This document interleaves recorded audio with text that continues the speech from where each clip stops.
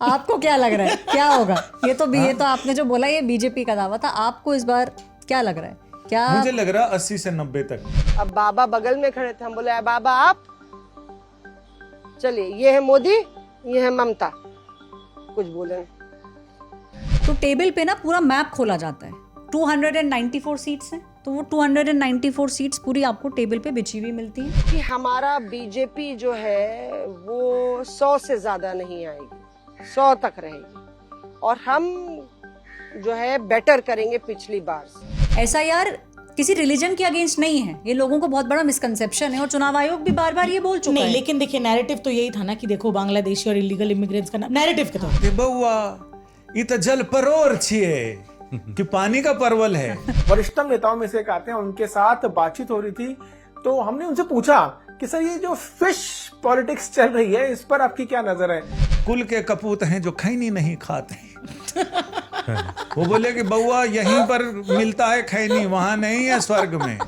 वो 3 दिन पहले से मुझे बोल रहे हैं कि मैडम मेरी टिकट हो गई है, मैं जा रहा हूँ, मेरी टिकट हो गई है, मैं जा रहा हूँ। लेकिन एज अ जर्नलिस्ट कोई कम्युनिकेशन आईपैक की तरफ से शनिवार के बाद से नहीं था।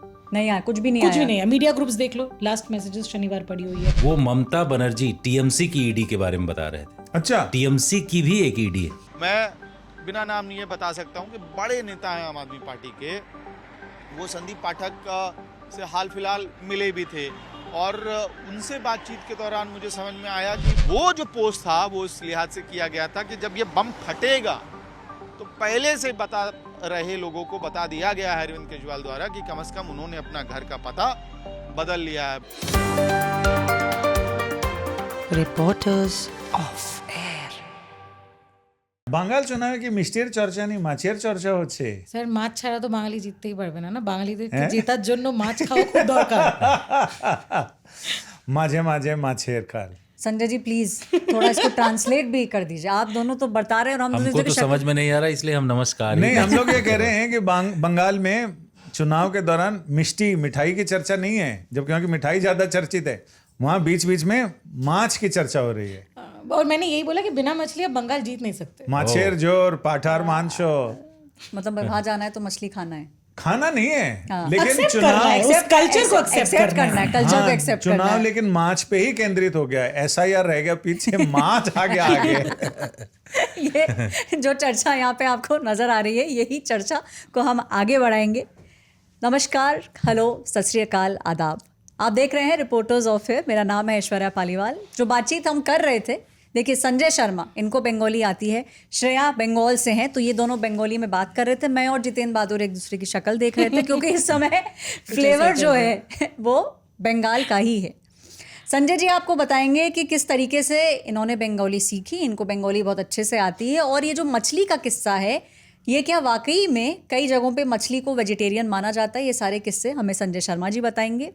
बॉर्डर इलाकों की बात करें तो आखिरकार बॉर्डर इलाकों में चल क्या रहा है, क्योंकि BSF के साथ जितना समय जितेंद्र सिंह बहादुर बिता चुके हैं उतना समय हम में से किसी ने नहीं बताया है, तो वह आपको डिटेल्स वहाँ की देंगे। और आखिरकार आईपैक है कि नहीं है या बीच में लटकी हुई है, इसके अंदर की कहानी आपको श्रेया बताएंगी। और वाकई में बंगाल में इस समय चल क्या रहा है, जो नब्ज़ है वो श्रेया ने पकड़ी हुई है। तो हम लोग तो आपको यहाँ की कहानी सुनाएंगे, हमारे जो सहयोगी हैं जो आपको यहाँ नज़र नहीं आ रहे हैं क्योंकि वो इस समय बंगाल के अंदर हैं, उनसे भी हम इस बार बातचीत करेंगे। आज तक रेडियो पॉडकास्ट पर आप देख रहे हैं और सुन रहे हैं रिपोर्टर्स ऑफ एयर। छोटी सी रिक्वेस्ट है, प्लीज़ हमें सब्सक्राइब आप ज़रूर करें। आप हमें स्पॉटिफाई पर और एप्पल पर भी सुन सकते हैं। शुरुआत इस बार करना चाहूँगी बंगाल के इलेक्शन में। देखिए तमिलनाडु में भी चुनाव है लेकिन उतनी चर्चा उसकी नहीं हो रही है। संजय जी वो वीडियो ध्यान है आपको, क्योंकि ज़्यादातर हम देखते हैं कि बीजेपी की तरफ से ऐसे वीडियोस नहीं आते हैं। मनोज तिवारी जी का वीडियो आया, वो नॉनवेज खा रहे थे। अनुराग ठाकुर जी का भी वीडियो आया, वो मछली खा रहे थे। तो जो आपने बोला कि SIR तो बैक सीट ले चुका है और मछली जो है वो सेंटर में फोकस हो चुकी है। कुछ जगह आप बता रहे थे कि ऐसा भी होता है कि मछली को नॉनवेज फूड में उस कैटेगरी में नहीं डालते। हाँ, चूंकि मेरा जो ये शरीर है वो मिथिला की मिट्टी का बना हुआ है और मिथिला में चूंकि शाक्त परंपरा है और मिथिला और बंगाल ये दोनों का कल्चर बहुत कुछ मिलता है, खान पान से लेके भाषा, लिपि, सब कुछ मिलता है। तो मुझे बांग्ला इसीलिए आई कि मैं मिथिलांचल में पैदा हुआ, मातृभाषा मैथिली ही रही, तो मैथिली और बांग्ला बहुत मिलती है। हम जाई छी आमी जाची, तो ये ऐसा है। तो बांग्ला में जल्दी कैच कर पाया। फिर मैं संगीत के लिए मेवाती घराने में पंडित जसराज जी का शिष्य हुआ। मैंने वहाँ देखा कि गुरुजी कलकत्ता में बचपन में रहे थे बहुत साल, तो उनकी बांग्ला बहुत परिष्कृत, बहुत बढ़िया अच्छी बांग्ला, गुजराती, तेलुगु, राजस्थानी, मराठी सब बोलते थे गुरुजी। तो वहाँ मैंने देखा कि वहाँ हमारे जो गुरु बंधु हैं तमिलनाडु के हैं, वो भी बांग्ला में बात कर रहे हैं गुरुजी के साथ कई बार। और कई बार ऐसा होता था कि हम किसी प्रोग्राम से आए या प्रोग्राम में जा रहे हैं और वहाँ की व्यवस्था को लेकर कुछ बात करनी है, ड्राइवर आयोजकों का है और हमें आपस में कुछ बात करनी है जो सामने वाले को पता ना चले, तो गुरुजी अचानक बोलते थे बांग्ला को था बोलो। फिर सब लोग बांग्ला में चटर पटर हम लोग बात करते थे। सामने वाला कोई होस्ट है, उसका आदमी साथ में गाड़ी में बैठा, उसको भी नहीं समझ में आती थी। और ऐसा बंगाल में, और वहाँ चूँकि शाक्त परंपरा है, तो हमारे यहाँ तो जब मैं कहता था कि मैं शाकाहारी हूँ, तो मिथिला में लोग कहते थे बउआ ये तो जल परोर छिए, कि पानी का परवल है। अच्छा, मछली तो शाकाहारी है, गंगा जी की पवित्र मछली है, ये तो खाना चाहिए, इससे तो आदमी का दिमाग तेज होता है। दो चीज़ें मिथिला में बहुत थी, और बिहार में भी कह सकते हैं हम, कि एक तो मछली और दूसरा तंबाकू। राजेंद्र बाबू भी अपनी आत्मकथा में लिखते हैं कि जब वो स्कूल में पढ़ते थे, मिडिल स्कूल, हाई स्कूल में, तो दीवार में से ऐसा चूना निकाल के और तंबाकू रगड़ के खाते थे। हाँ, और वहाँ पर कई तरह की चीज़ें हैं। तो जब हम तंबाकू हमारे यहाँ तो हाई स्कूल में 6ठी 7वीं से बच्चे खाना शुरू कर देते थे, और उनको बोलो तो वो बोलते थे कि अरे तुम लोग पागल हो, ये BBC है, बुद्धिवर्धक चूर्ण है, इससे दिमाग काम करता है। तो वो ये कहते थे कि भाई कुछ अपने सपोर्ट में वो कुछ कविताएं सुनाते थे। बोले छोट गाछ, पौधा छोटा, लंब पात, लंबे पत्ते होते हैं तंबाकू, ठोर में समात है, कुल के कपूत हैं जो खैनी नहीं खाते। वो बोले कि बउआ यहीं पर मिलता है खैनी, वहां नहीं है स्वर्ग में। कृष्ण चले वैकुंठ को, राधा पकड़ी बाई, यहाँ तंबाकू खाई लो, वहां तंबाकू नहीं। और मछली भी खूब खाते हैं। तो वो कहते थे कि जल परोर है, तो ये खाना चाहिए, इससे जतरा बनता है। तो वो हमारे यहाँ मिथिला में जब आदमी घर से निकलता है तो दही माछ गंगा जल ऐसा याद करके निकलता है कि उससे उसकी यात्रा तय, शगुन बनता है। हम तो ये शगुन भी उत्तर प्रदेश में भी जब कोई निकलता है घर से तो दही मछली जय गंगा माई, हाँ, ये बोला जाता है। हाँ, ओके, तो इसीलिए तो इन्होंने चुनाव का शगुन बना लिया, मुझे लग रहा मछली की चर्चा करके। शुरू में लगा था कि पूरे चुनाव में SIR का ही मुद्दा हावी होगा और उसी पे सब, आगे आप देखो कैसे कैसे चीजें बदलती गई और मुद्दे भटकते गए। तो ये चुनाव नतीजा तो ठीक है, नतीजा तो निर्णय का आएगा, लेकिन चुनाव प्रचार भटकाव का लगता है कभी कभी, कहीं से कहीं भटक रहा, कहीं से कहीं भटक रहा है। और अब जब इन्होंने अपनी मछली खाते हुए फोटो लगाई तो विपक्षी पार्टियों ने लिख दिया मंगलवार को मांस खा रहे हैं, हिंदूवादी पार्टी है। तो इस पे बड़ा तमाशा हुआ। जितेंद्र जी, बिल्कुल वेजिटेरियन तो आप भी हैं। आप मछली को शाकाहारी बता रहे हैं, तो यही हुआ। हम नहीं बता रहे हैं, पब्लिक बता रही है इलाके के, क्योंकि दरभंगा में राजा का एक तो जो इसमें यह भी है कि जो तंत्र परंपरा है भारत के अध्यात्म के, शाक्त की, उसमें मछली मतलब पंच मकार में मछली सबसे प्रमुख है। अच्छा, मांस, मदिरा, मीन और 5 मुद्राएं हैं, तो जिसमें मछली बहुत प्रमुख है। तो दरभंगा राज का चिन्ह ही मछली था, दोनों तरफ मछली, बीच में अष्ट त्रिकोण और उसके अंदर लिखा हुआ। तो इसके लिए एक हमारे पास वो है कहानी, ये है कि एक बार हमें BSF के साथ बांग्लादेश जाने का मौका मिला, संजय जी, और बांग्लादेश में हमारे साथ काफ़ी दिक्कत हुई क्योंकि मैं शाकाहारी हूँ। तो वहाँ क्या होता है कि बांग्लादेश में जब भी कोई किसी भी कंट्री का विदेशी मेहमान जब आता है तो उसके लिए व्यवस्था की जाती है हिल्सा मछली। हिल्सा जो है वहाँ की बहुत ही इलिश माछ, और वहाँ पद्मा कहते हैं ना, पद्मा रिवर जो है, हाँ, वहाँ से। तो पद्मा रिवर भी हम लोग बड़े मतलब वैसे गए थे कि वहाँ तो बड़ी दिक्कत थी, गाड़ी फ्लाइट वाइट वहाँ था नहीं, बॉर्डर के पास पहुँचे, वहाँ से जो ट्राम चलता, ट्राम उसी में गाड़ी सवार की गई। उसके बाद फिर हम लोग वहाँ गए। तो जब वहाँ पहुँचे बांग्लादेश में, तो वहाँ मैं शाकाहारी ढूंढ रहा हूँ, खाने की टेबल लगी और ये सारा चीज़। वहाँ हर एक चीज़, वहाँ हिल्सा मछली, सब चीज़ में, चावल में भी हिल्सा मिली हुई है, और उसके साथ साथ दाल। तो बीएसएफ वालों ने बड़ी कोशिश करके हम लोगों के लिए दाल बनवाई थी वहाँ पर, और वो चने या मटर की जो भी दाल थी वो बनवाई थी। तो वो दाल जब हमने खाया तो उसमें भी वैसे ही खुशबू, क्योंकि वो दाल में जो छौंक होगा ना, वो मछली के तेल से छौंक होगा। हाँ, तो वैसे ही सेम टू सेम खुशबू आ रही थी। तो मैंने कहा कि भाई ये दाल शाकाहारी थी, लेकिन वो शाकाहारी नहीं थी, वो खुशबू ऐसे ही मछली वाली आ रही थी। मछली आहारियों का सम्मान रखते हुए उसने बोला खुशबू आ रही थी। बाकी लोग जो मछली पसंद नहीं करते वो खुशबू नहीं बोलेंगे। खुशबू नहीं। तो ये वाकया हुआ। लेकिन उसके बाद हर एक जगह जहाँ भी कॉन्फ्रेंस होती थी, और यही हम लोग ढूंढते थे कि भाई वेजिटेरियन के लिए मछली ना रह करके दाल आ जाए, तो वहाँ दाल भी जो है वो मछली वाली ही खुशबू वाली रहती थी बांग्लादेश में। इसलिए ये जो वहाँ की परंपरा है और ये पूरा तरीका है वो चलता रहता। पश्चिम बंगाल में उसका बहुत असर दिखाई पड़ता है। भाई बांग्लादेश या फिर आप इधर दक्षिण के जितने भी तटीय इलाकों में जाएंगे, वहाँ खाने की तो दूर, हवा में मछली की गंध रहती है। वो क्योंकि गुजरात भी आप चले जाओ, वेरावल की तरफ, तो पूरी हवा में आप सांस लेंगे। हाँ, तो मछली की गंध आती है। इलाके में जाओगे तो मछली वाले इलाकों में। हाँ, तो इस बार चुनाव में पूरे कलकत्ता, पश्चिम बंगाल के चुनाव में सीधा आखिरी चरण में तो मछली की गंध आई भाई। बंगालियों ने बीजेपी को मछली खिला दी। इतना ज़्यादा एंथुजियाज्म है लोगों में। जो मेरे ड्राइवर हैं वो बंगाल से हैं। वो 3 दिन पहले से मुझे बोल रहे हैं कि मैडम मेरी टिकट हो गई है, मैं जा रहा हूँ, मेरी टिकट हो गई है, मैं जा रहा हूँ। तो मैंने बोला ये आपने टिकट कराई कब? कहते नहीं, मेरी टिकट मुझे मिल चुकी है और हम जा रहे हैं। बिल्कुल। तो ये भी एक फैक्ट है कि आप नोटिस कहाँ से करना मिली बहुत। टिकट? हाँ, अच्छा बता नहीं रहे मेरी टिकट आ चुकी है, तो आपको ये पता नहीं चलेगा कि कहाँ से टिकट आई है, पर टिकट आ चुकी है और बिना पैसे के छुट्टी लेने को तैयार कि नहीं जाके हम वापस अपने सहयोगी मुनीश पांडे, उन्होंने बोला कि हमारी काम वाली 1.5 महीना पहले से वो बोल रही कि मैं पूरा 1-1.5 महीना छुट्टी करूंगी और चुनाव के बाद आऊंगी। क्या करोगे वहां? तो बोले हमें जाना है वहां पर, हमें बहुत सारे काम करने हैं चुनाव के। तो मेरा तो असेसमेंट ये है कि सारी पार्टियों ने इस बार बंगाल में जो उनके वोटर्स हैं उनको टिकट दी है, जो लोग बाहर हैं। और एक चीज़ और जो मुझे समझ आया बंगाल जाके, लोगों में इस बार एक डर भी था, एक रूमर फैल गया है पूरे बंगाल में कि अगर इस बार आपने वोटिंग नहीं की तो आपके सारे दस्तावेज रद्द हो जाएंगे, आपका आधार वगैरह सब इनवैलिड हो जाएगा। इसीलिए पूरे देश भर से जितने भी लोग हैं जिनके पास टिकट्स आ रही हैं, वहाँ से बता नहीं रहे हैं कहाँ से आ रही है, लेकिन टिकट जो आ चुकी है तो वो मेक श्योर कर रहे हैं कि चाहे लंबी छुट्टी पे जाना पड़े लेकिन जाके वहाँ पे वोटिंग। और जिन लोगों की टिकटें आ रही हैं उनको समझाना और सनकाना भी आसान रहता है।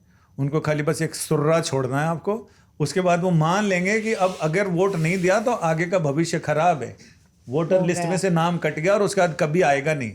तो ये 2:45 रात 2:45 की ट्रेन का आखिरी ट्रेन है, इसमें अगर नहीं सवार हो सके तो रात काली। तो ये डर तो है। एक वीडियो श्रेया और पॉपुलर हुआ है, तो ये तो पॉलिटिकल पार्टीज के सारे वीडियोस थे। एक ऑफिस है आईपैक का, उसको बंद दिखाया गया। तो वास्तविकता क्या है आईपैक की? मतलब आईपैक एक ऐसी कंपनी बन गया है, जब प्रशांत किशोर थे तब भी चर्चित थी, अब माइनस प्रशांत किशोर भी उतनी ही चर्चा में है। तो आईपैक है शट शॉप इन बंगाल या नहीं? क्या है इसकी हकीकत, क्या है? आईपैक पूरी तरीके से दुकान बंद नहीं की है, मतलब पैकअप नहीं हुआ है। नहीं। अगर पूरी तरीके से पैकअप होता तो उनका क्लाइंट है तृणमूल कांग्रेस। सबसे पहले तो आप ही पकड़ लेते कि भैया कैसे भाग रहे हो। तो तृणमूल कांग्रेस की तरफ से जो पहला स्टेटमेंट आया वो ये आया कि ये पूरी तरीके से एक झूठी खबर है और हमारे साथ आईपैक का सारा काम चल रहा है। और उस दिन क्योंकि जब ये खबर आई तो मेरी भी कई तृणमूल कांग्रेस के इनसाइडर से बात हुई जो डायरेक्टली आईपैक के लोगों से काम के लिए कम्युनिकेट करते हैं। तो उन्होंने बोला हमारे लिए तो नॉर्मल चला है, संडे भी हमें जो भी कम्युनिकेशन होती है ऐसा कुछ भी नहीं है। तो उसकी डिटेल में जब समझ में आया, जितना मैंने अपने वहाँ पे जो इनसाइडर्स हैं उनसे बातचीत की, तो ये एक पार्ट ऑफ द कम्युनिकेशन है जो आया है कि सारा पैकअप हो गया है। स्केल डाउन हुआ है ऑपरेशन, क्योंकि आईपैक के ऑपरेशंस कई हिस्सों में बटे होते हैं, कैंपेन्स होती है, कई लोग ज़मीन पे काम करते हैं, कई लोग दफ्तर में बैठ के काम करते हैं। तो ज़मीन पे जो लोग काम करते हैं उन्होंने अपने होटलों से चेकआउट करना शुरू कर दिया। तो ये बहुत ह्यूज पूल है, क्योंकि अगर आप आईपैक एज ए कंसल्टेंसी के कामकाज देखे होंगे तो ये पहले भी होता है कि बहुत सारे लोग जो इलेक्शन, जब एक्टिव इलेक्शन चलता है तो जो पूल ऑफ लोग काम करते हैं वो बहुत ज़्यादा होता है। उसके बाद जब एक इलेक्शन बंद हो जाता है लोग भी छोड़ के चले जाते हैं, और कई लोग जो पॉलिटिकल पार्टीज है वो भी उन लोगों को हायर कर लेते हैं अपने पेरोल पे। जो ममता बनर्जी ने भी एक मीटिंग में बोली है कि डरने की कोई ज़रूरत नहीं है, हम आप लोगों को रख लेंगे। तो पूरी तरीके से स्केल डाउन नहीं हुआ है ऐश्वर्या ऑपरेशन। हाँ, जो फील्ड पे ग्राउंड पे लोग काम कर रहे थे वो बस्ता पैक करके निकल चुके हैं। क्या वो छुप के काम कर रहे हैं वो भी नहीं पता किसी को, क्योंकि देखिए इलेक्शन जब पास होता है ना बहुत सारे चीज़ें होते हैं। मुर्गा भात के बारे में तो हम सबको पता ही है कि जो आपके साइड लाइन पे बैठे हुए लोग होते हैं उनको कैसे रिझा के अपने तरफ लाना है। तो वो काम छुपके की जा रही है, ये बहुत सारे लोगों का मानना है। लेकिन एक नैरेटिव के तौर पे अगर आप चाहोगे, ये बीजेपी के लिए बहुत स्ट्रांग नैरेटिव थी जो बीजेपी चाह रही थी अपने कार्यकर्ताओं को दिखाना कि देखो आईपैक चला गया तो अब डरने की ज़रूरी नहीं है, क्योंकि बंगाल की राजनीति डर के ऊपर डिपेंड करती है कि कौन ज़्यादा डरा के रखता है, उनके वोटर्स निकल के वोट डालने जाते हैं। तो ये एक नैरेटिव था जो मैं इतना तो कह सकती हूँ कि बीजेपी ने नैरेटिव के तौर पे उस चीज़ को अच्छे से दिखा पाई, क्योंकि आप देखोगे लगातार एक बार खंडन हो गई, फिर ट्वीट हुआ, फिर उसके बाद चर्चा में आया, फिर लोगों के पास फोटोज पहुंच गए। तो वो नैरेटिव जो था वो बीजेपी के लिए बहुत स्ट्रांग था। तो वही कि बाघ भाग गया और तृणमूल कांग्रेस कह रही है टाइगर जिंदा है। एक इंटरेस्टिंग चीज है, बताओ जैसे उस दिनों से ऑफ रिकॉर्ड तो चलो मेरी बातचीत हुई होगी, लेकिन एज अ जर्नलिस्ट कोई कम्युनिकेशन आईपैक की तरफ से शनिवार के बाद से नहीं था। नहीं आया, कुछ भी नहीं है। मीडिया ग्रुप्स देख लो, लास्ट मैसेजेस शनिवार पड़ी हुई है। एक्टिव इलेक्शन में क्या होता है, जो एक वॉर रूम होती है ना, कि आपको जो कम्युनिकेशन है, एक तो इलेक्शन कमीशन पे आप दे रहे हो कि यहाँ हमारे ये दिक्कत है, ये ईवीएम नहीं खुल रहा है, ये लोग वोट नहीं डालने दे रहे हैं। दूसरा एक्टिव कम्युनिकेशन इसी तरीके से पत्रकारों के पास भी आता है, जो पत्रकार भी ग्राउंड पे जाके फिर दिखाते हैं। वो ऐसा कोई कम्युनिकेशन आईपैक की तरफ से इस बार नहीं हुआ पोलिंग डे पे। तो कुछ चीज़ें तो इन्होंने भी कैलकुलेट करके समझा है कि चलो क्या हम इस चीज़ को ना करके भी एक स्मोक स्क्रीन रख के हम इलेक्शन लड़ सकते हैं, वो इन्होंने कैलकुलेट किया हुआ। लेकिन स्केल डाउन हुआ है ऑपरेशन। ये हम बिल्कुल कह सकते हैं कि आईपैक फुल फ्लेजेड काम जो 2021 में आखिरी के दिन तक किए थे वो इस बार चुनाव में आईपैक ने नहीं किया। किसकी वजह से स्केल डाउन हुआ? ईडी। लेकिन हमारे पास एक अलग ईडी की जानकारी बताइए प्लीज। बताओ। वो ईडी वैसी ईडी है, एक बहुत ही सीनियर जर्नलिस्ट से बातचीत हो रही थी तो वो ममता बनर्जी टीएमसी की ईडी के बारे में बता रहे थे। अच्छा, टीएमसी की भी एक ईडी है और वो उसके बारे में जानना, हमने इसकी खुफिया जानकारी। तो उसका भी नाम इन्फोर्समेंट डायरेक्टरेट है? नहीं, अच्छा, उसका इलेक्शन डे है। Election day. टीएमसी जो है अपनी ईडी का कैसे प्रयोग करती थी, चाहे वो इससे पहले की जो 3 चुनाव रहे हैं उसमें उसका एक बहुत बड़ा तंत्र काम करता है जिसमें कि जीत करके वो लोग सामने आए। इलेक्शन डे में क्या होता था कि श्रेया ने जैसा बताया कि बहुत सारी चीज़ें ऐसी होती हैं जैसे वोटर्स को लुभाने के लिए। पहले क्या होता था कि जो बूथ होता था, बूथ से 100 मीटर की दूरी पर जो है टीएमसी के लोग टेबल लगा के पर्ची और ये सब रखना, उसके साथ साथ जो बताया श्रेया ने, बीएलएस होते हैं, या बीएलएस की बात कर रहे हो ना? हाँ, वो पूरी तैयारी करके वो लोग आते हैं। तो वो उनका मैनेजमेंट जो होता था ईडी, उनका जो ईडी बहुत ही स्ट्रांग था। उनका इलेक्शन डे वाला जो पूरा मैनेजमेंट था, उनकी ईडी टीम जो थी बहुत ही स्ट्रांग थी और उसका इस्तेमाल वो करते थे, उससे जीत हासिल करते थे। लेकिन इस बार क्या हुआ, उल्टा हो गया कि पूरे पश्चिम बंगाल में 2.5 लाख से ज्यादा सिक्योरिटी फोर्सेस को तैनात किया गया। पहले ही तय कर लिया गया कि जो पोलिंग बूथ है उसके घेरे के 100 मीटर की दूरी पर कोई भी ना तो टेबल लगाएगा, चाहे वो टीएमसी की ईडी हो या फिर किसी दूसरी पार्टी, किसी को लगाने नहीं दिया गया। और सब लोग तो टेबलें कहाँ लगाई उन्होंने? टेबल दूर लगाई, डिस्टेंस दूर लगाई। पैरामिलिट्री फोर्सेस ने, जैसे इलेक्शन कमीशन का वैसे पैरामिलिट्री फोर्सेस ने सारा चीज वो कर दिया। इसमें तुमने बताया अभी इलेक्शन कमीशन में मेरी बात हो रही थी तो हमने पूछा कि ये जो नए शब्द आ रहे हैं, बूथ जैमिंग, सोर्स जैमिंग, ये क्या है? तो मैं अपने दर्शकों को बताऊं कि एक तो सोर्स जैमिंग, जहां से वोटर घर से मोहल्लों से निकलने वाला है उनकी गलियों तक, जो गलियों के मुहाने हैं, चौराहे हैं, 4-5 गलियां मिल रही हैं, आ रहे हैं, तो वहीं पर ऐसा है तो पटाखा फोड़ दिया, बम पटाखा फोड़ दिया, या वहां पर कार्यकर्ता आ गए और उन्होंने बोला कि तुम्हारा वोट हो गया अच्छे, तो ये इस बार भी हुआ है ना बाड़ी सर? जाओ, जैसे चले जाओ, तुम्हारा वोट पड़ गया अच्छे। तो वो सोर्स जैमिंग, और बूथ के चारों बगल, बूथ तक जो रास्ते आ रहे हैं वहीं पर ही टेबलें लगा के जाम कर दिया और उनको बोला कि आप जाइए, आपका वोट। तो यही खेला होता है। और इस बार एक अच्छी चीज है जो सर कह रहे हैं कि एक्टिवली आप सेंट्रल फोर्सेस को पार्टिसिपेट करके भी देखे गए हैं, क्योंकि दोमकल बोल के इलाका है, वहां से पहले खबर आई कि ऐसे कार्यकर्ता जो है वो वोट डालने नहीं दे रहे। इस बार भी हुआ क्या? हुआ, ऐसे खबरें आई, तो उसमें इमीडिएट रिस्पॉन्स जो सेंट्रल फोर्सेस है उनकी तरफ से देखा गया है।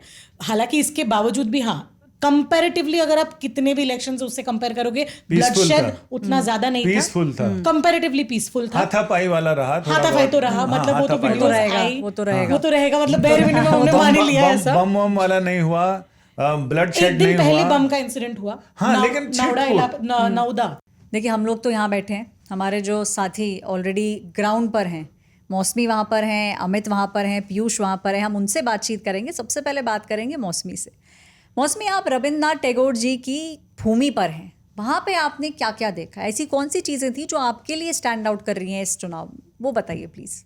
नमस्कार रिपोर्टर्स ऑफेयर की टीम, नमस्कार ऐश्वर्या, नमस्कार बांग्लार बंगाली। আপনারা কেমন আছেন? ভালো আছি, हम ভালো আছি।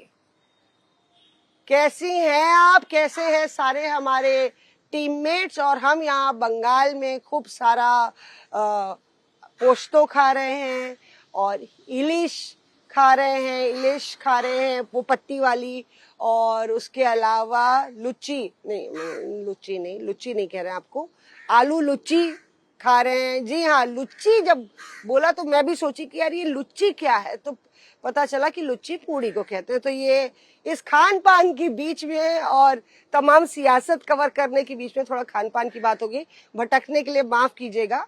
तो आपने सवाल किया था, मैं बोलपुर में थी, बीरभूम की धरती पे, और बीरभूम बहुत ही क्रिटिकल है पॉलिटिकली टीएमसी के लिए, लेकिन बीजेपी के आप अंदाजा लगाइए, प्रधानमंत्री वहां पे आए, उन्होंने रैली की, उसके अलावा अमित शाह ने वहां पे 2-4 रैलियां की, योगी आदित्यनाथ ने रैलियां की, राजनाथ सिंह ने रैलियां की, 4 रैलियां अभिषेक बनर्जी, 4 रैलियां ममता बनर्जी। तो बीरभूम जहां 10 स्कोर कार्ड आया था तृणमूल का पिछली बार, 11 में से बहुत इंपॉर्टेंट है। और बीरभूम वायलेंस, पोस्ट पोल वायलेंस के लिए भी बहुत ही उस चर्चा रहती है। तो जाहिर तौर पे जब वहां पहुंचे तो हमने देखा कि शांति निकेतन, जो कि गुरुदेव रविन्द्रनाथ टैगोर का विश्वविद्यालय वहां पे है, विश्व भारती उनकी कर्मभूमि रही, तो बहुत ही वहां पे एक अलग अनुभव होता है जब आप जाते हैं। टैगोर साहब ने कहा था कि where the mind is without fear and the head is held high, into that heaven of freedom my father led my country away। और आज अगर टैगोर साहब होते तो देखते कि किस तरह से लोकतंत्र की जश्न में लोग हिस्सा ले रहे हैं, बम्पर वोटिंग कर रहे हैं। तो एक बहुत अलग अनुभव वहां पे हुआ। ये मैंने जरूर देखा कि चाय पान करने के बीच में और पहले वहां पे लोगों को आपको कतारों में बड़ी शांतिपूर्वक खड़े हुए थे, घंटों खड़े रहने के बाद भी कोई भी वहां पे उत्तेजित नहीं हो रहा था। और एक अजब सा अर्ज थी सबको अपने मत के अधिकार का इस्तेमाल करने की। सुबह सुबह अलग अलग जगह हम लोग जा रहे थे, भीड़ बहुत ज्यादा थी और पैरामिलिट्री फोर्सेस की तो डिप्लॉयमेंट थी ही, लेकिन भीड़ ज्यादा होने के बावजूद भी सब लोग कतारों में खड़े थे, इंतजार कर रहे थे। हालांकि कई जगह, कई पोलिंग बूथ पे जो रफ्तार है कतार की वो बहुत धीमी थी। और इंटरेस्टिंग ये भी है कि आपको बताऊं कि 176 कंपनियां लगा रखी हैं पूरे बीरभूम में, जिसमें आप अंदाजा लगाइए कि कई ऐसे इलाके हैं जहां पे हिंसा की आशंकाएं बहुत ज्यादा थी।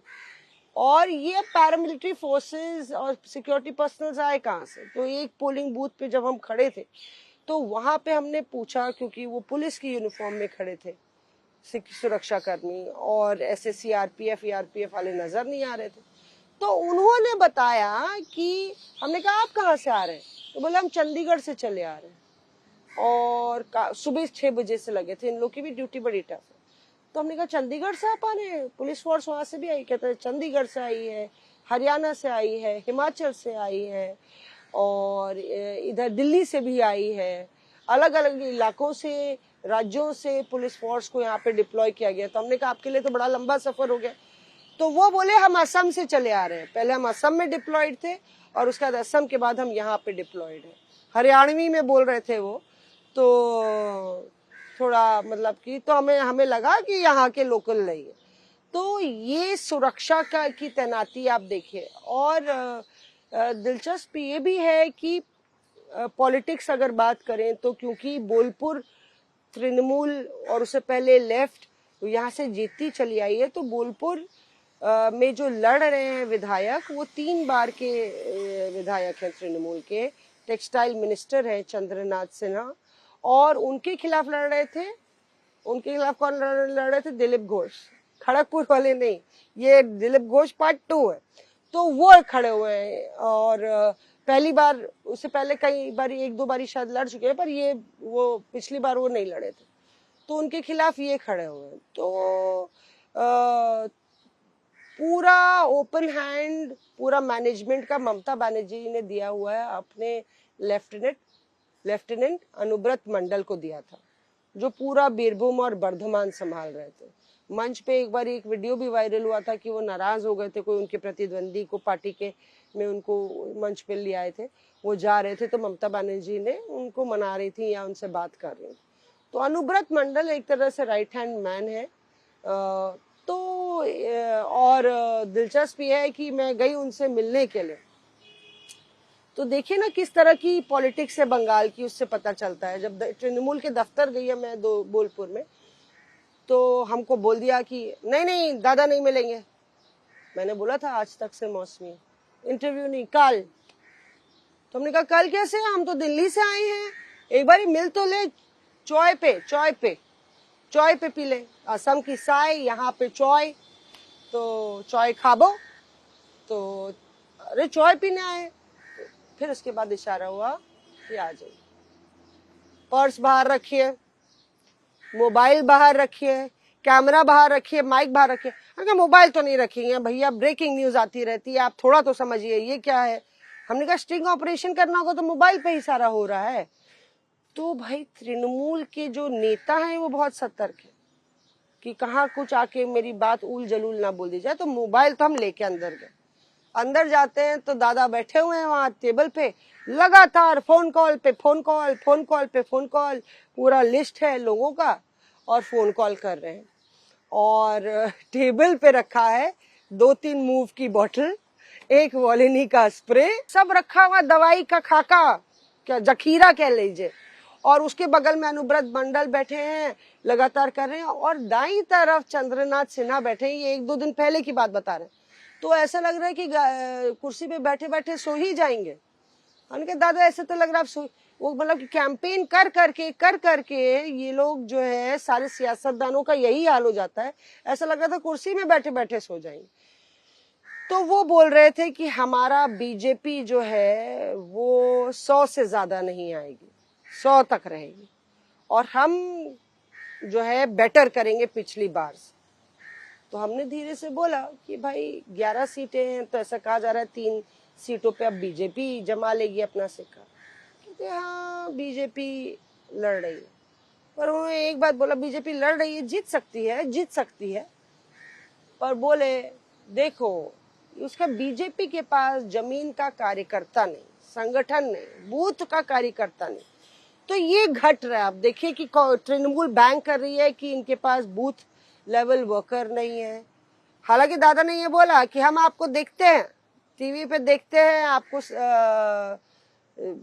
आपका, क्योंकि वो 1.5 साल तिहाड़ में भी बिताए थे, तो दिल्ली से उनका बड़ा डेंजरस रिश्ता है।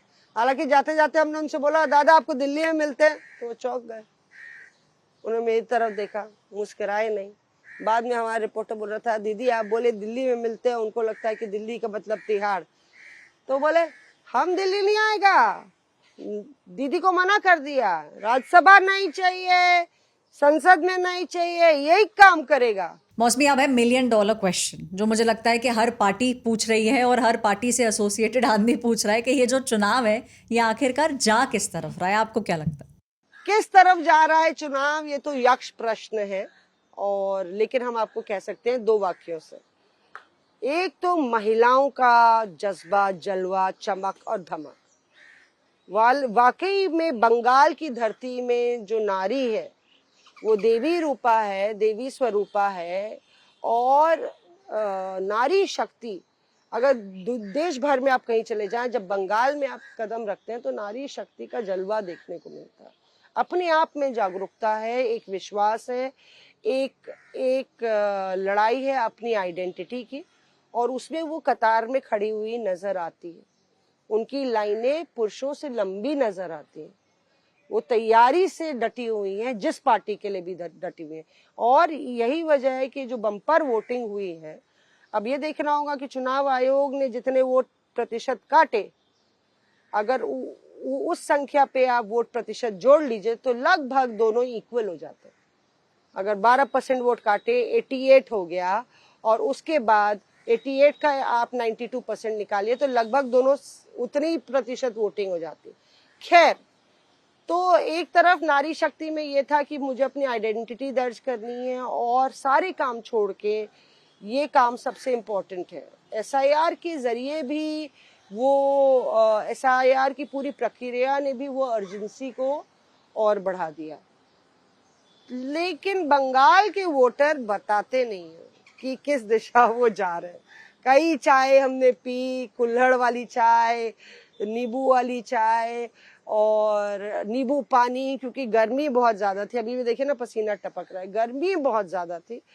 लेकिन 2 वाक्य हुए। एक तो जब महिलाएं निकल रही थी पोलिंग बूथ से, झुंड का झुंड निकल रहा था, तो उनसे हम चौपाल कर रहे थे। हमने कहा दी आप लोग प्लीज बताइएगा नहीं कौन सी पार्टी है, पर नारी शक्ति, दुर्गा शक्ति, नारेबाजी, वो वॉक थ्रू भी है, खूब नारेबाजी की है वो, और सबने बोला कि खूब वोट करना चाहिए, करना चाहिए। आखिर में एक महिला थी, काली और सफेद सूट पहनी थी, ब्लैक एंड व्हाइट, उन्होंने ब्लैक एंड व्हाइट कह दिया, हाँ दीदी के साथ है हम लोग सब लोग।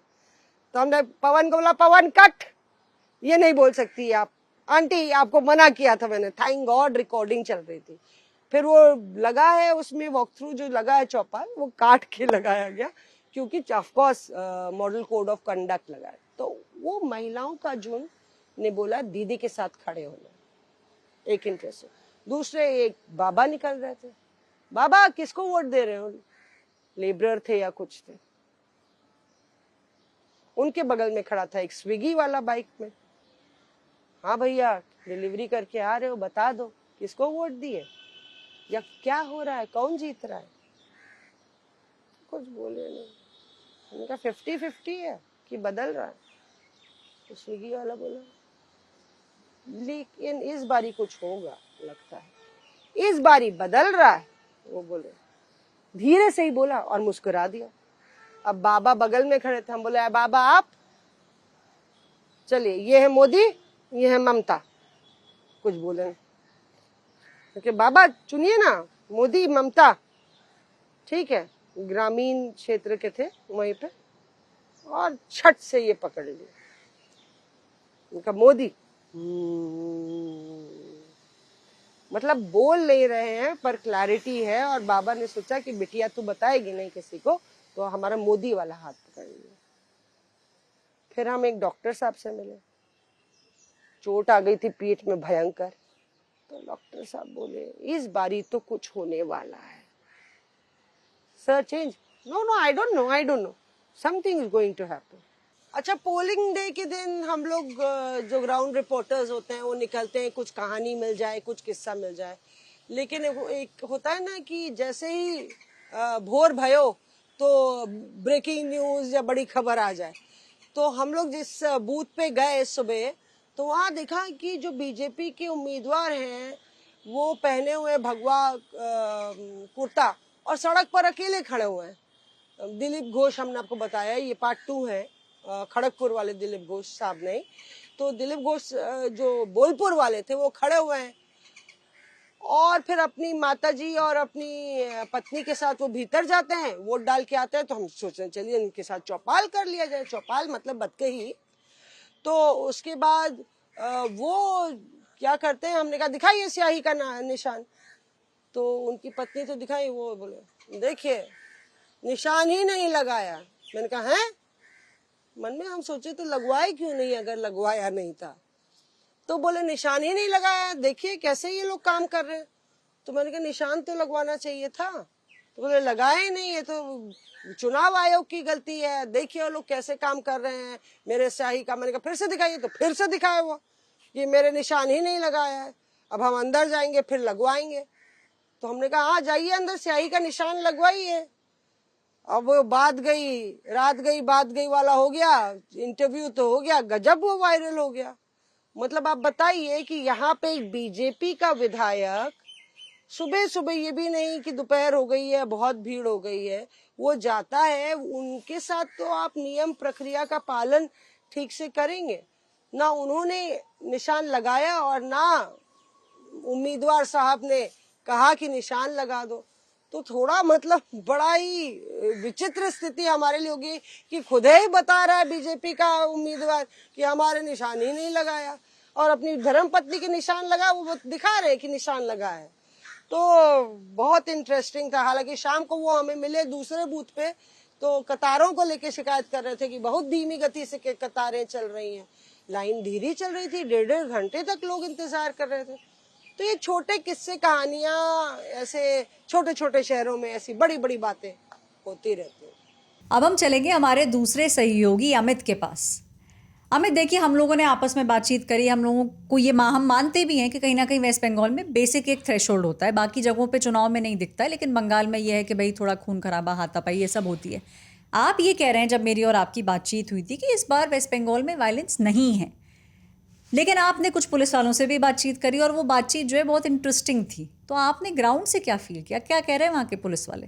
बंगाल में हिंसा नहीं हुई पहले चरण में, जब मैं ये बात कह रहा हूँ उसके पीछे का तर्क है। मैंने 2021 का चुनाव यहाँ पे कवर किया है और 21 के चुनाव में हमने देखा था कि सुबह के 10 बजते बजते तृणमूल की तरफ से, भारतीय जनता पार्टी की तरफ से लगातार मैसेजेस आने शुरू हो गए थे कि किस तरह से उनके लोगों पर अटैक हो रहा है, बमबारी हो रही है, गोलियां चल रही हैं। और शीतलकुची, नॉर्थ बंगाल में एक जगह है शीतलकुची कॉन्स्टिट्यूएंसी है, वहाँ पैरा फोर्सेस द्वारा गोली चलाना पड़ा, उसमें 4 लोग मर गए थे। तो ये सारे बवाल पहले चरण में हुए थे। तो आप उस मैट्रिक से अगर नापेंगे, 2021 वाले मैट्रिक से नापेंगे 2026 में जो चुनाव हुआ है पहले चरण का, तो उस लिहाज से मैं कहूँगा कि अगर कहीं किसी एक मुर्शिदाबाद में एक क्रूड बॉम्ब चल जाता है या हुमायूं कबीर के ऊपर, उनके गाड़ी के ऊपर हमला होता है लाठी से, तो वो या किसी कैंडिडेट को हैकल किया जा रहा है, उनको भूखा मारा गया या दौड़ाया गया कहीं पे, कहीं बूथ कैप्चरिंग की, इधर उधर छोटी मोटी बूथ जैमिंग की घटना हुई, तो वो बहुत बड़ी घटना नहीं मानी जाएगी पश्चिम बंगाल के अपने स्टैचर से, पुराने बेंचमार्क से। जब स्टैचर और बेंचमार्क में कह रहा हूँ तो इसका मतलब है कि पहले लेफ्ट का रिजीम देखा है पश्चिम बंगाल ने कि किस तरह से उस वक्त टेरर के दौर में चुनाव हुए, यहाँ पे अलग अलग जगह पे वायलेंस की घटनाएं, पॉलिटिकल वायलेंस एक सच्चाई थी पश्चिम बंगाल के लिए। फिर हमने पंचायत चुनावों में देखा है, तृणमूल कांग्रेस पे तमाम आरोप लगे थे एक समय पे कि क्या लार्ज स्केल वायलेंस हुआ है, कैंडिडेट भाग गए, अनअपोज तृणमूल के कैंडिडेट्स कई सारे जगह पे ग्राम पंचायत के पीछे के चुनाव में जीत गए थे। तो उस वक्त बहुत किरकिरी हुई थी तृणमूल कांग्रेस की। तो जब आप वो बेंचमार्क देखते हैं, पुराने इतिहास का चैप्टर देखते हैं कि किस तरह से बंगाल जो है तरबूज की तरह था चुनावी मामले में, तरबूज कैसे कि बाहर से हरा हरा, अंदर से लाल लाल, खूनम खून चुनाव होता था यहाँ पे, और पॉलिटिकल वायलेंस का कल्चर था। तो उस हिसाब से अगर आप देखेंगे तो 2026 का चुनाव मेरे लिहाज से तो ये शांतिपूर्ण चुनाव था। और जब हम ये चंक रिकॉर्ड भी कर रहे हैं तो उस वक्त भी आप समझिए कि कहीं ना कहीं आप पॉलिटिकली वॉलेटाइल सिचुएशन में कहीं रहते हैं तो कोई आके आपको हैकल कर सकता है। ये तमाम जो अनिश्चितताएं होती हैं वो बनी रहती हैं।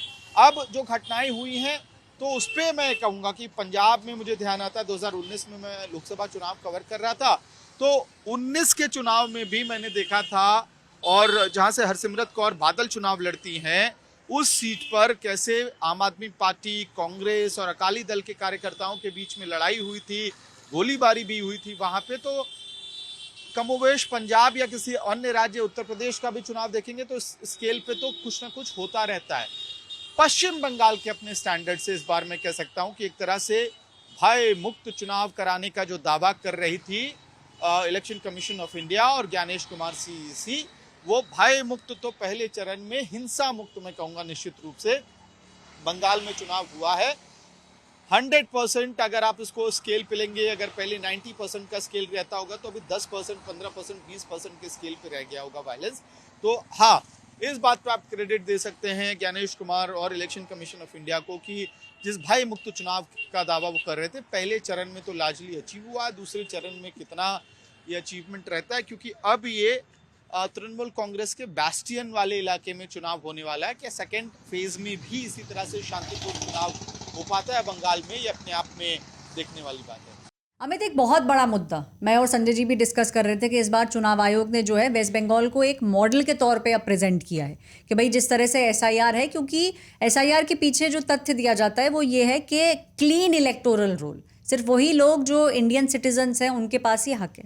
तो क्या आपको ऐसा लगता है कि एसआईआर का भी बहुत ज़्यादा असर जो है वो देखने को मिल रहा है? क्योंकि अगर हम आंकड़ों की बात करें तो जितने लोगों ने एप्लीकेशन दी थी फर्स्ट फेज में महज 0.005% जो लोग अपने दोबारा पेपर्स लेके गए थे उनको मतदान करने की अनुमति दी गई।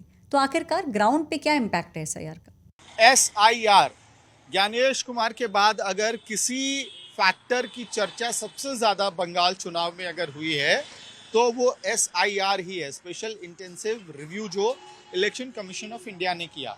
अब आप जो आंकड़े देख रहे हैं ना, जिसके बारे में हम लोग बहुत डिटेल में भी चर्चा कर रहे हैं कि इतना रिकॉर्ड बम्पर वोटिंग हुआ है। 1 बजे तक मुझे ध्यान आता है, मैं माथाभांगा एक सीट है नॉर्थ बंगाल में कूच बिहार के अंदर जहां निश्चित प्रमाणिक चुनाव लड़ रहे हैं, वहां पे था, उनके मॉडल बूथ पे था माथाभांगा के, जहां पैरा फोर्सेस भरे हुए थे बिल्कुल चुनाव को सुचारू रूप से चलाने के लिए। और 2-2 घंटे, 2.5 घंटे बेंच पे जो वोटर्स थे वो बैठ के वेट कर रहे थे, इंतजार कर रहे थे अपने वोट डालने का टर्न। तो एक व्यक्ति वोट डालने में 2 घंटा, 2.5 घंटा का समय लगा के निकल रहा था उसके बूथ के अंदर घुसने और बाहर निकलने की प्रक्रिया में। तो उसमें बहुत बड़ा रोल एसआईआर ने प्ले किया है।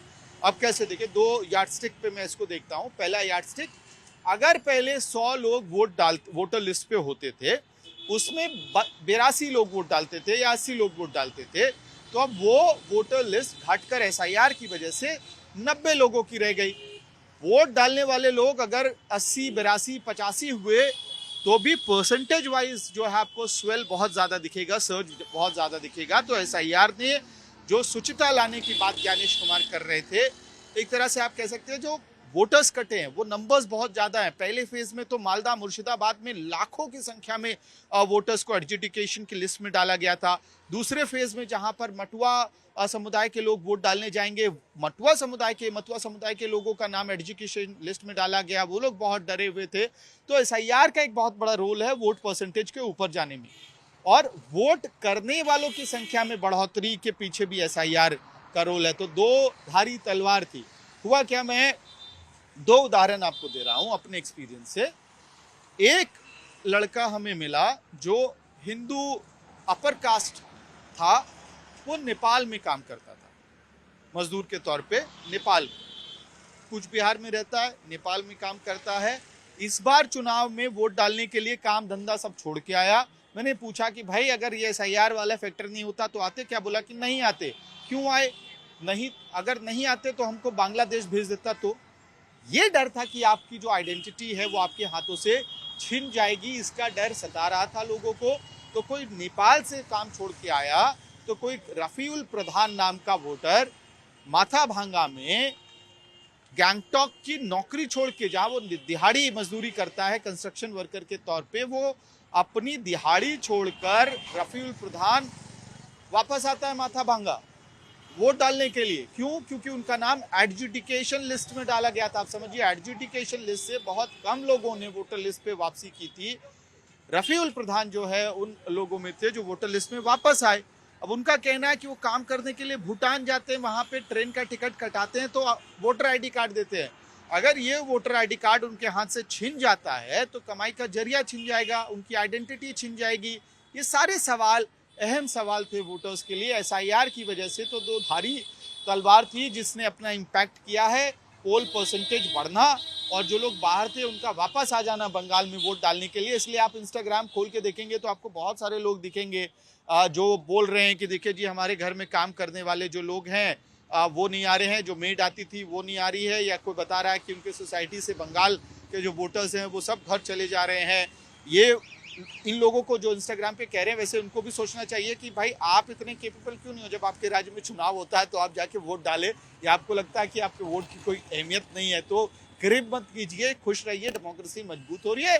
और उस मजबूती के पीछे एसआईआर का रोल था, फेविकॉल का काम किया एसआईआर ने। जो लोग अपनी आइडेंटिटी लूज नहीं करना चाहते थे, बॉर्डर स्टेट है, बॉर्डरिंग एरिया में रहने वाले लोग कोई रिस्क नहीं ले रहे थे, इस बार वोट डाल रहे थे क्योंकि मैसेज फैल गया था वोट नहीं डाला तो वोटर आईडी कट जाएगा।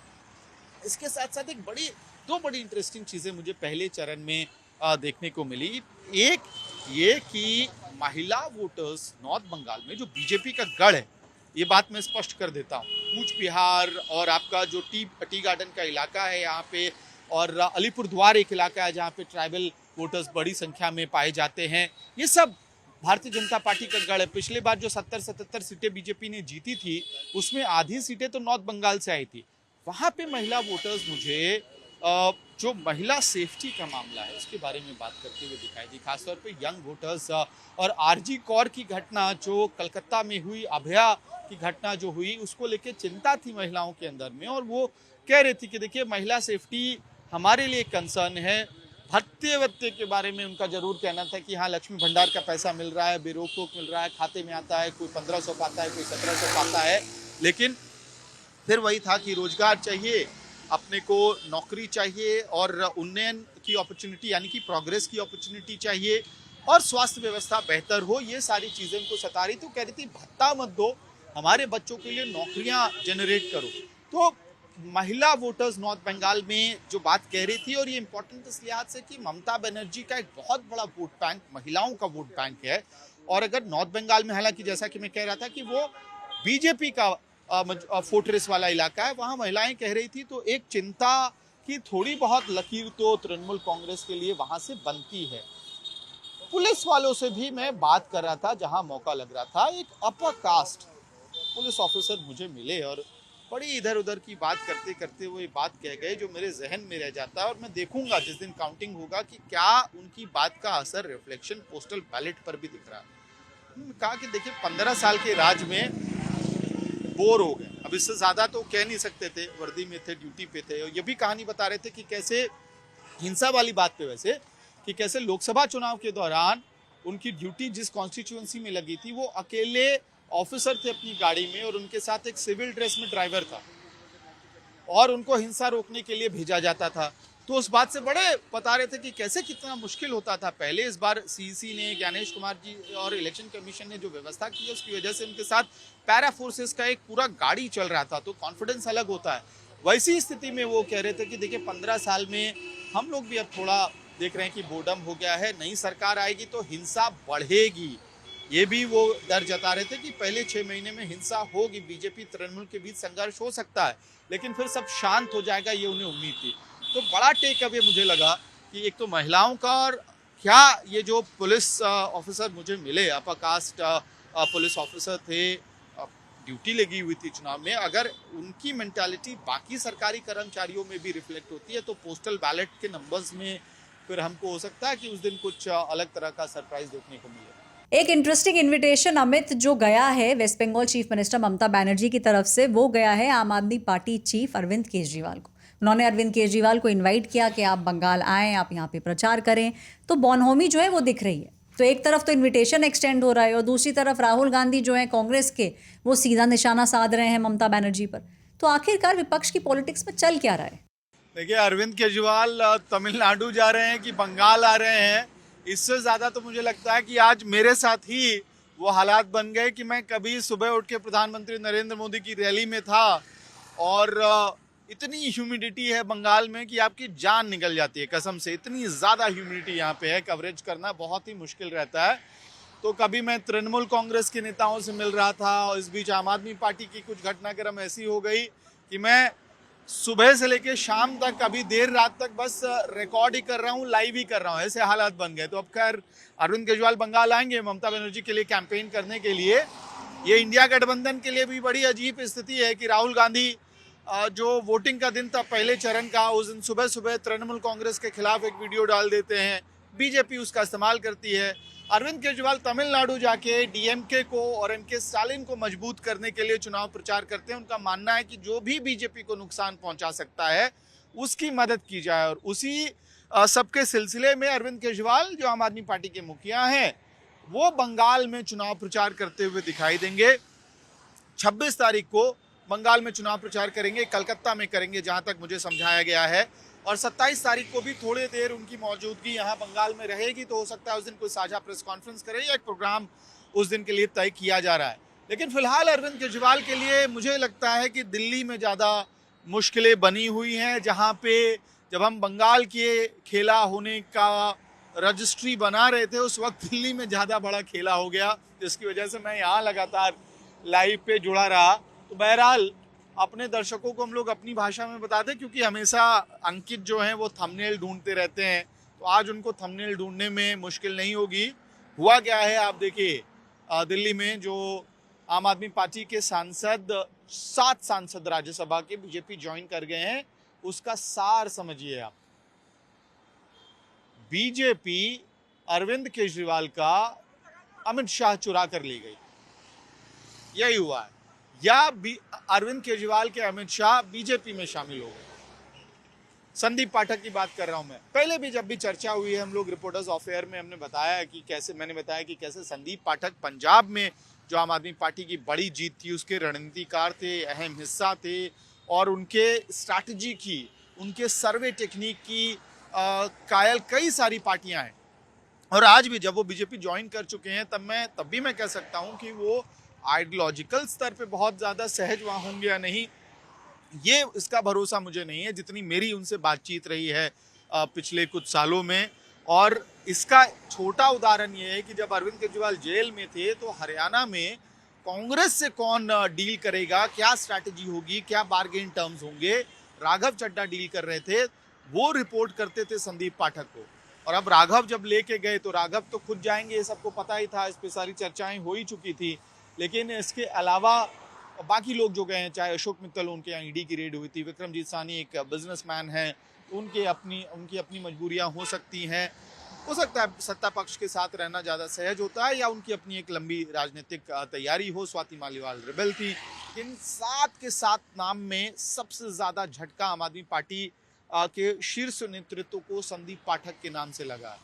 मैं बिना नाम नहीं ये बता सकता हूँ कि बड़े नेता हैं आम आदमी पार्टी के, वो संदीप पाठक से हाल फिलहाल मिले भी थे, और उनसे बातचीत के दौरान मुझे समझ में आया कि वो भी सरप्राइज थे कि ये जो लिस्ट है जिसमें ज्वाइनिंग हुई है उसमें संदीप पाठक का नाम होना बहुत बड़ा झटका था। क्योंकि जो रणनीतिकार होता है पार्टी का, वही अगर पार्टी छोड़कर दूसरी पार्टी ज्वाइन कर ले तो बहुत बड़ा सेटबैक है। मुझे ध्यान आता है कि यहीं बंगाल में इंसिडेंटली ममता बनर्जी के साथ ये एक बार हो चुका है। मुकुल रॉय जो ममता बनर्जी के चीफ स्ट्रैटेजिस्ट थे, वो बीजेपी ज्वाइन कर गए थे। तो लगभग उसी तरह के हालात हैं।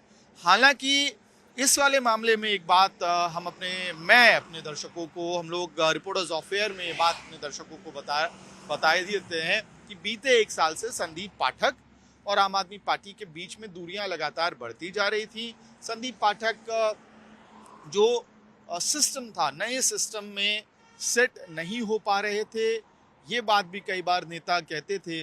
और असल में हुआ क्या था कि विधानसभा चुनाव जब दिल्ली में हो रहा था, एक्सक्लूसिव जानकारी है, अपने पैनल पे साथियों के साथ साझा कर रहा हूँ, अपने दर्शकों के साथ रिपोर्टर्स ऑफ एयर पे साझा कर रहा हूँ कि दिल्ली विधानसभा में आम आदमी पार्टी का राष्ट्रीय संगठन महामंत्री आखिरी 2 हफ्ते में घर बैठा हुआ था। अपने बच्चे को वो खिलाते हुए, घर परिवार और अब पर्सनल लाइफ पे ध्यान देते हुए आखिरी 2 हफ्ते उन्होंने बिताए थे। तो वो बात कहीं ना कहीं उनके अंदर घर कर गई थी। दिल्ली में जो हार हुई उसकी वजह से भी कई सारे सीनियर लीडर्स आम आदमी पार्टी के, उन्होंने गाय बगाए मुझसे बात करते हुए बताया था कि हो सकता है वो डिप्रेस्ड हो गए, उसकी वजह से बहुत हर्ट हुए थे दिल्ली की हार की वजह से।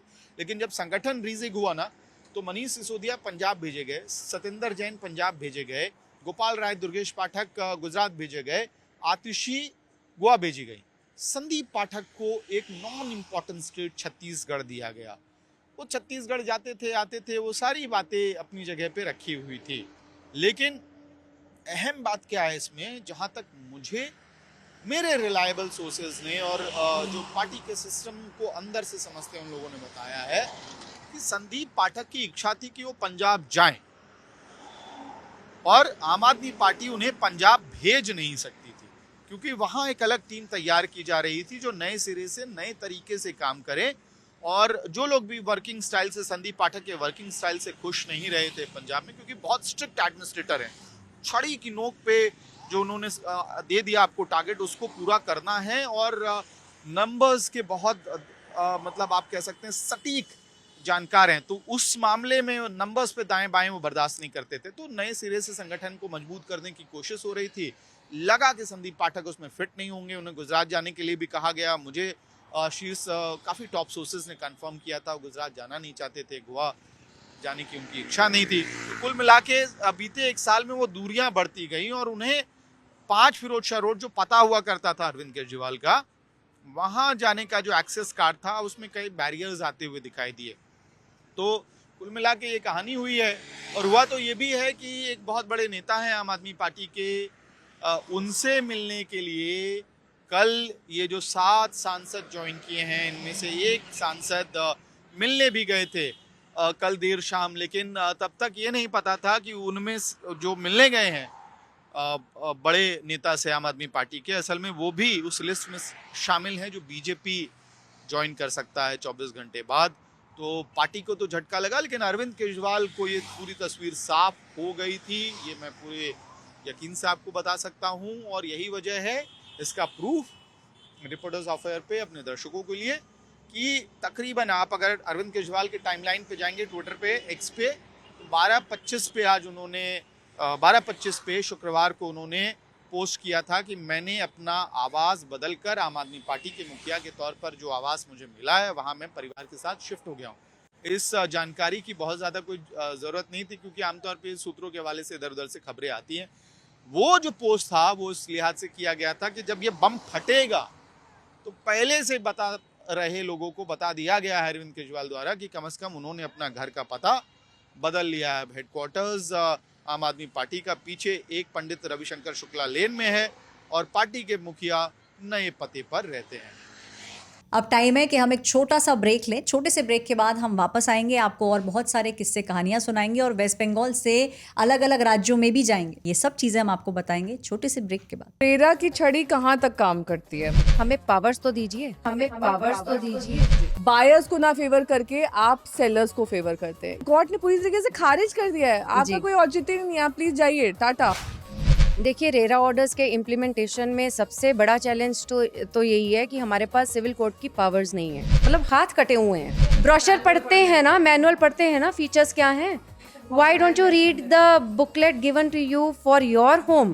गिव मी द स्टेट जहाँ पर सबसे ज्यादा इस वक्त कंज्यूमर्स जो है वो परेशान है। रेरा का भरोसा लोगों में अब है और हर स्टेट में मैं देखती हूँ, हर स्टेट में है। बायर्स का ट्रस्ट मजबूत करने के लिए रेरा क्या कर रहा है? आप पहले खुद को अवेयर कीजिए before buying any property. I would suggest every allottee कि वो ये पहले एक बार पढ़ें। Considering the machinery and the time taking process, इसमें अभी दूर दूर तक कोई राहत दिख नहीं रही है।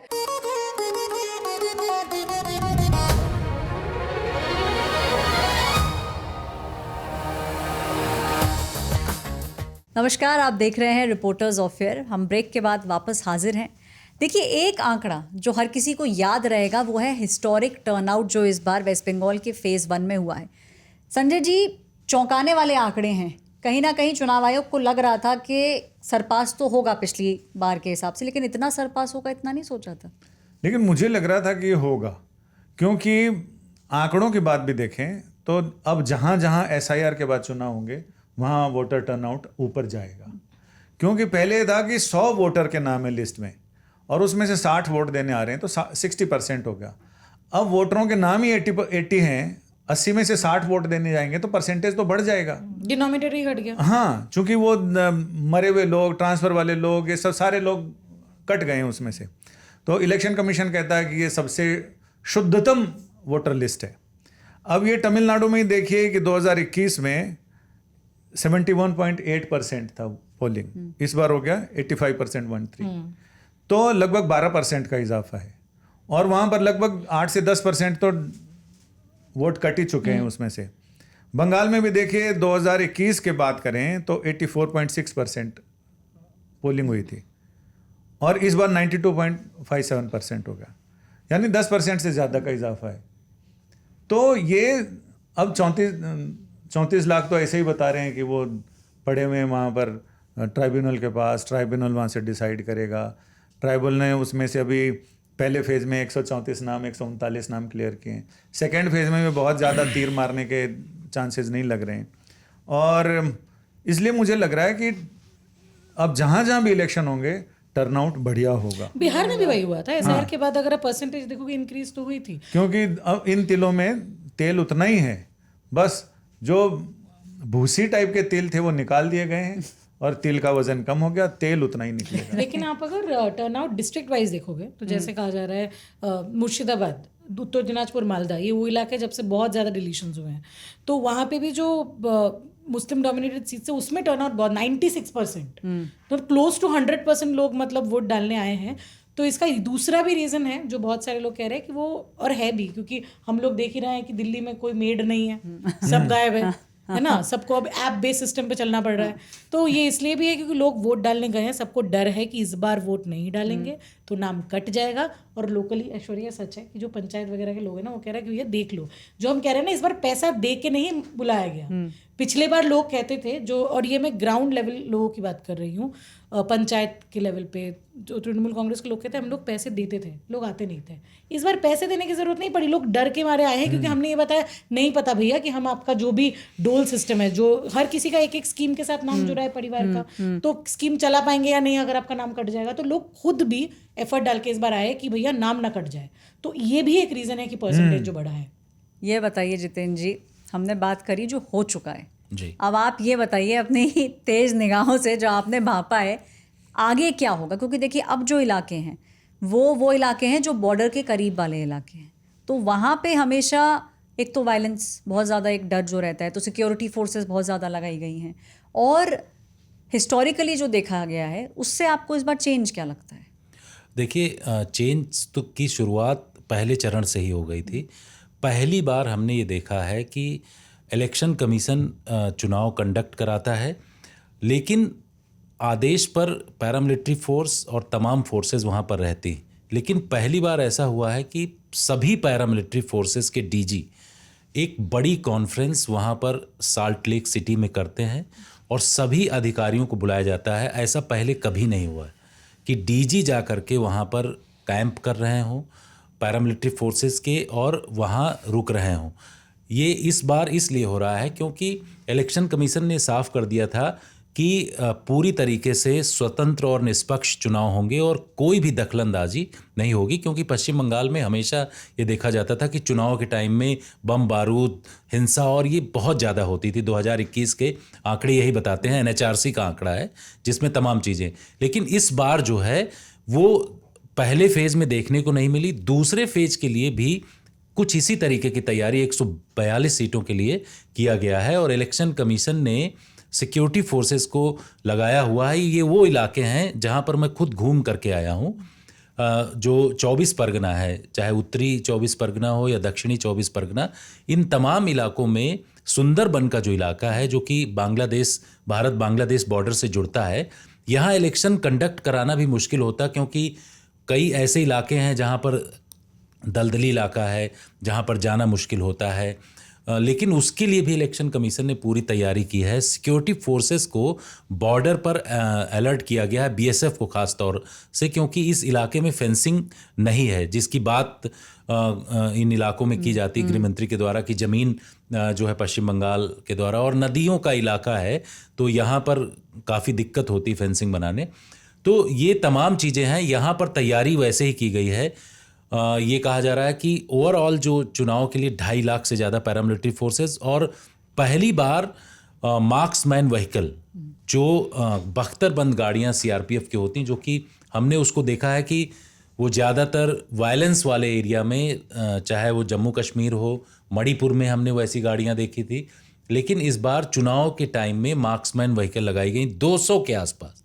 200 गाड़ियों को वहाँ पर तैनात किया गया है और उन तमाम जगहों में जहाँ से लगता है कि हिंसा वाली घटना हो सकती है उसको महिला कमांडोज पहले ये होता था कि शहरी इलाकों में कुछ जगहों पर लगाया जाता था, लेकिन इस बार 200 के आसपास कंपनियां लगभग जो हैं, ऐसे आंकड़े मिल रहे हैं, वो तमाम जगहों पर तैनात किए गए हैं। तो ये एक आंकड़ा ये बताता है कि जो इलेक्शन कमीशन ने ठाना हुआ है कि इस बार किसी भी तरीके से हिंसा नहीं होने देंगे। फर्स्ट फेज में वो दिखाई पड़ा, सेकंड फेज के लिए भी ऐसी ही तैयारी बड़े स्तर पर उनके द्वारा किया गया। फर्स्ट फेज की अगर बात करेंगे तो फर्स्ट फेज बहुत क्रूशियल था। कुछ बिहार से लेके मालदा से लेके मुर्शिदाबाद बहुत ज़्यादा। और कुछ बिहार में शीतल कुछ ही हुआ था 2021 में। तो वो एक सक्सेस स्टोरी है, ये अनडाउटेडली है। लेकिन अगर हम मतलब जो नैरेटिव वापस अगर उसमें आए, क्योंकि हम बार बार ये नैरेटिव में बीजेपी कह रहे हैं कि हम जीत रहे हैं, तृणमूल कह रही है कि हम जीत रहे हैं, लेकिन आखिर तक तो यही है ना कि अभी सब यही कहेंगे, सब ये कहेंगे, कोई नहीं बोलेगा कि भैया हम हार रहे हैं। लेकिन मैंने जो तृणमूल कांग्रेस और आईपैक के जितने भी सूत्रों की ऑब्जर्वेशन देखी, क्योंकि इस बार मैंने एक्टिवली चुनाव नहीं कवर किया है, मैंने दूर से बैठ के चुनाव ऑब्जर्व किया है। लेकिन तुम्हारे पास नोट्स आ रहे हैं लगातार श्रेया, ये हमें पता है। खबर तो आ रही थी मैं कि 9 अप्रैल को हमारे पास एक नोट आता है जो कि आईपैक की तरफ से आता है। बहुत डिटेल्ड नोट है जिसका हेडलाइन होता है बीजेपी SIR सेल्फ गोल। ठीक है, उसमें एक आंकड़ा दिया जाता है कि कुल मिला के टोटल जो डिलीशंस हुए हैं 91 लाख डिलीशंस हुए हैं। इनिशियल जो ड्राफ्ट है, जो फर्स्ट ड्राफ्ट की डिलीशंस है, उसमें मैंने आंकड़े इस बार मैं लिख के भी लाई हूँ कि कुल मिला के 50 लाख हिंदुओं के नाम कटे थे पहले फर्स्ट ड्राफ्ट में। और उनका ये कहना था कि तो जो पहला ऐसे ड्राफ्ट आया था जिसमें नाम कटने का आया था, तो करीबन 40 के आसपास ऐसा हिंदुओं का नाम आया था, ये उनकी तरफ से दावा किया गया था। और उसके अलावा जो बाकी 13 लाख के आसपास मुसलमानों का नाम कटा गया था। तो उनका कहना है फर्स्ट ड्राफ्ट में हिंदुओं का ज़्यादा डिलीशंस हुए, इसीलिए एडजुडिकेशन वाला जो नेक्स्ट सेट ऑफ डिलीशंस हुए हैं उसमें मुसलमानों का ज़्यादा नाम कटा गया। उसमें करीबन 17 लाख के आसपास मुसलमानों का कटा गया और 8 लाख के आसपास हिंदुओं का कटा गया। तो कुल मिला के उस नोट में ये कहा गया था कि हिंदुओं का नंबर ज़्यादा है, समवेयर बिटवीन 55 to 61। और यही गणित है जिसके ऊपर तृणमूल इस बार अपनी चुनाव को बेस कर चुकी हैं, क्योंकि अगर आप कैंपेन देखोगे, कैंपेन में SIR के अलावा कोई चेंज नहीं हुआ है। ममता बनर्जी दिल्ली आई, SIR आपका नाम कट जाएगा, बार बार SIR को एक डर के माहौल के नज़रिए से दिखाया गया। और ये उनका कहना है कि जो ज़्यादातर डिलीशंस हुए, अर्बन हिंदू वोट्स भी बहुत काटे हैं।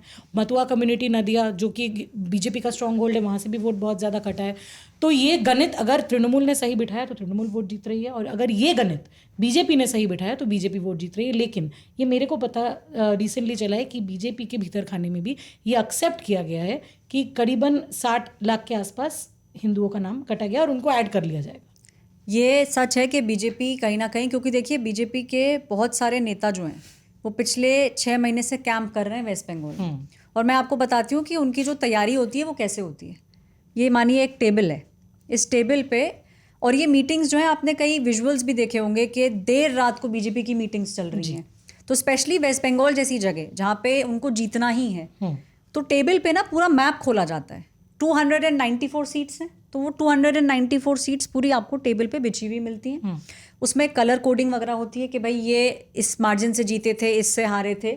तो उसके अंदर जब वो डिटेल्स में जाते हैं तो SIR में जो आप नाम की बात कर रही हैं, कहीं ना कहीं बीजेपी को ये पता चला है। देखिए, क्योंकि SIR किसी रिलीजन के अगेंस्ट नहीं है, ये लोगों को बहुत बड़ा मिसकंसेप्शन है और चुनाव आयोग भी बार बार ये बोल चुका है। लेकिन देखिए नैरेटिव तो यही था ना कि देखो बांग्लादेशी और इलीगल इमिग्रेंट्स का नाम, नैरेटिव के तौर पे नैरेटिव ये था, बट वो आपने खुद बोला कि जो डिटेल आई उसमें हिंदुओं का भी नाम कटा है। तो ऑन द ग्राउंड तो ये क्लियर हो गया कि भाई किसी रिलीजन के अगेंस्ट नहीं था कि छांट के नाम काटे गए, ऐसा नहीं था। वो ओवरऑल क्लीनिंग प्रोसेस हुआ था, और ये कई बार होता भी है।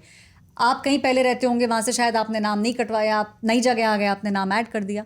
तो तो ये जो डिटेलिंग बीजेपी ने की थी कि भाई पूरा चार्ट खोल के उसमें कलर कोडिंग करके हुआ, तो उनके पास भी एक फिगर आया था जो काफ़ी बड़ा था। और कोशिश फिर वही की गई कि जो एब्जुकेटिंग लोग हैं उन लोगों को भेजा जाए कि आप अपने दस्तावेज लेके जाइए और अपना नाम दोबारा से आप ऐड कराइए। इंटरेस्टिंग बात है, ये सिर्फ वेस्ट बंगाल में नहीं, ये यूपी में भी हुआ है। यूपी के चीफ मिनिस्टर योगी आदित्यनाथ भी दिल्ली आए थे और उन्होंने आंकड़ों के साथ वो आए थे और यहाँ पे वो बात बोली कि आप देखिए SIR के अंदर हर तरफ से सफाई हो रही है। तो बीजेपी ये जानती है कि कहीं ना कहीं हिंदुओं के नाम भी कटे हैं, उनके जो शायद वोटर्स थे, इसीलिए इतने सारे लोग आपको देखे डॉक्यूमेंट्स लेके वहाँ जाते हुए और ये बोलते हुए कि हमें इसमें लिस्ट में ऐड करिए। लेकिन ओवरऑल मुझे ऐसा लगता है कि चुनाव आयोग तो अपनी पीठ थपथपा रहा है संजय जी। हाँ, चुनाव आयोग तो बिल्कुल पीठ थपथपा रहा, और उन्होंने कल जैसे ही मतदान का टाइम खत्म हुआ वैसे ही उन्होंने नोट भेजा कि हम गदगद हैं, और जिस तरह का आज़ादी के बाद से पहली बार ऐसा हुआ है, इतने ज़्यादा वोट बरस रहे हैं, लोग वहाँ पहुँच रहे हैं, हम सलाम करते हैं कि एक वोटर को भी सैल्यूट। तो ये गदगद मैसेज तो आया। हम अब चलेंगे पीयूष के पास, क्योंकि पीयूष भी काफ़ी समय से बंगाल के अंदर है।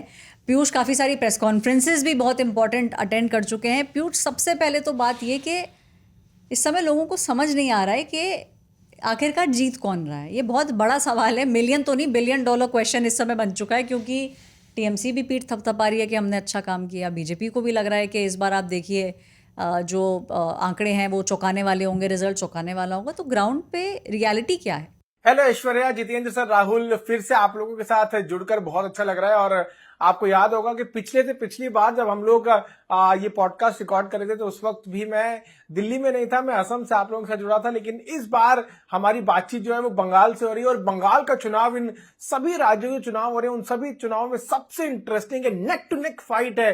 इस वक्त भी कोई नहीं बता सकता कि कौन बंगाल में जीत रहा है, तृणमूल कांग्रेस जीत रही है या बीजेपी जीत रही है। मैं अभी अभी गृहमंत्री अमित शाह की प्रेस कॉन्फ्रेंस को कवर करके आया हूं, और वहां पर कई बड़े बड़े दावे जो है वो गृहमंत्री के द्वारा किए जा रहे हैं। उनका ये मानना है कि पहले फेज में 152 सीटों में से बीजेपी 110 से ज्यादा सीटें जीतने वाली है। आप सोच सकते हैं कितना बड़ा दावा है। और इस दावे के पीछे कहीं ना कहीं एक थ्योरी भी है, क्योंकि पिछली बार हमने देखा था कैसे बीजेपी 77 सीटें लेके आई थी, उससे पिछली बार 3 सीटें लेके आई थी। तो 3 से 77, और अब बीजेपी को यकीन है कि 77 से बढ़कर इतनी सीटें आ जाएंगी कि जिसका अंदाजा भी नहीं लगाया जा सकता, और एक लैंडस्लाइड विक्ट्री बीजेपी की होगी, ऐसा गृहमंत्री अमित शाह का मानना है। लेकिन इन सभी दावों के पीछे कहीं ना कहीं एक स्टडी है, एक जो ग्राउंड वर्क है वो किया गया है। मैं कल जब इलेक्शंस हो रहे थे तो उस वक्त मैं नंदीग्राम में मौजूद था, और नंदीग्राम गढ़ माना जाता है शुभेंदु अधिकारी का। वहां पर जब सुबह 8 बजे के आसपास शुभेंदु अधिकारी पहुंचे तो वो पैदल बूथ तक आए। आपको बताएं कि जो बूथ है जहां पर वोटिंग होती है, वहां तक जब आप वहां पहुंचते हैं जहां पर शुभेंदु अधिकारी का बूथ है, वहां तक गाड़ी नहीं जा पाती। क्यों? क्योंकि रास्ता बहुत छोटा सा है।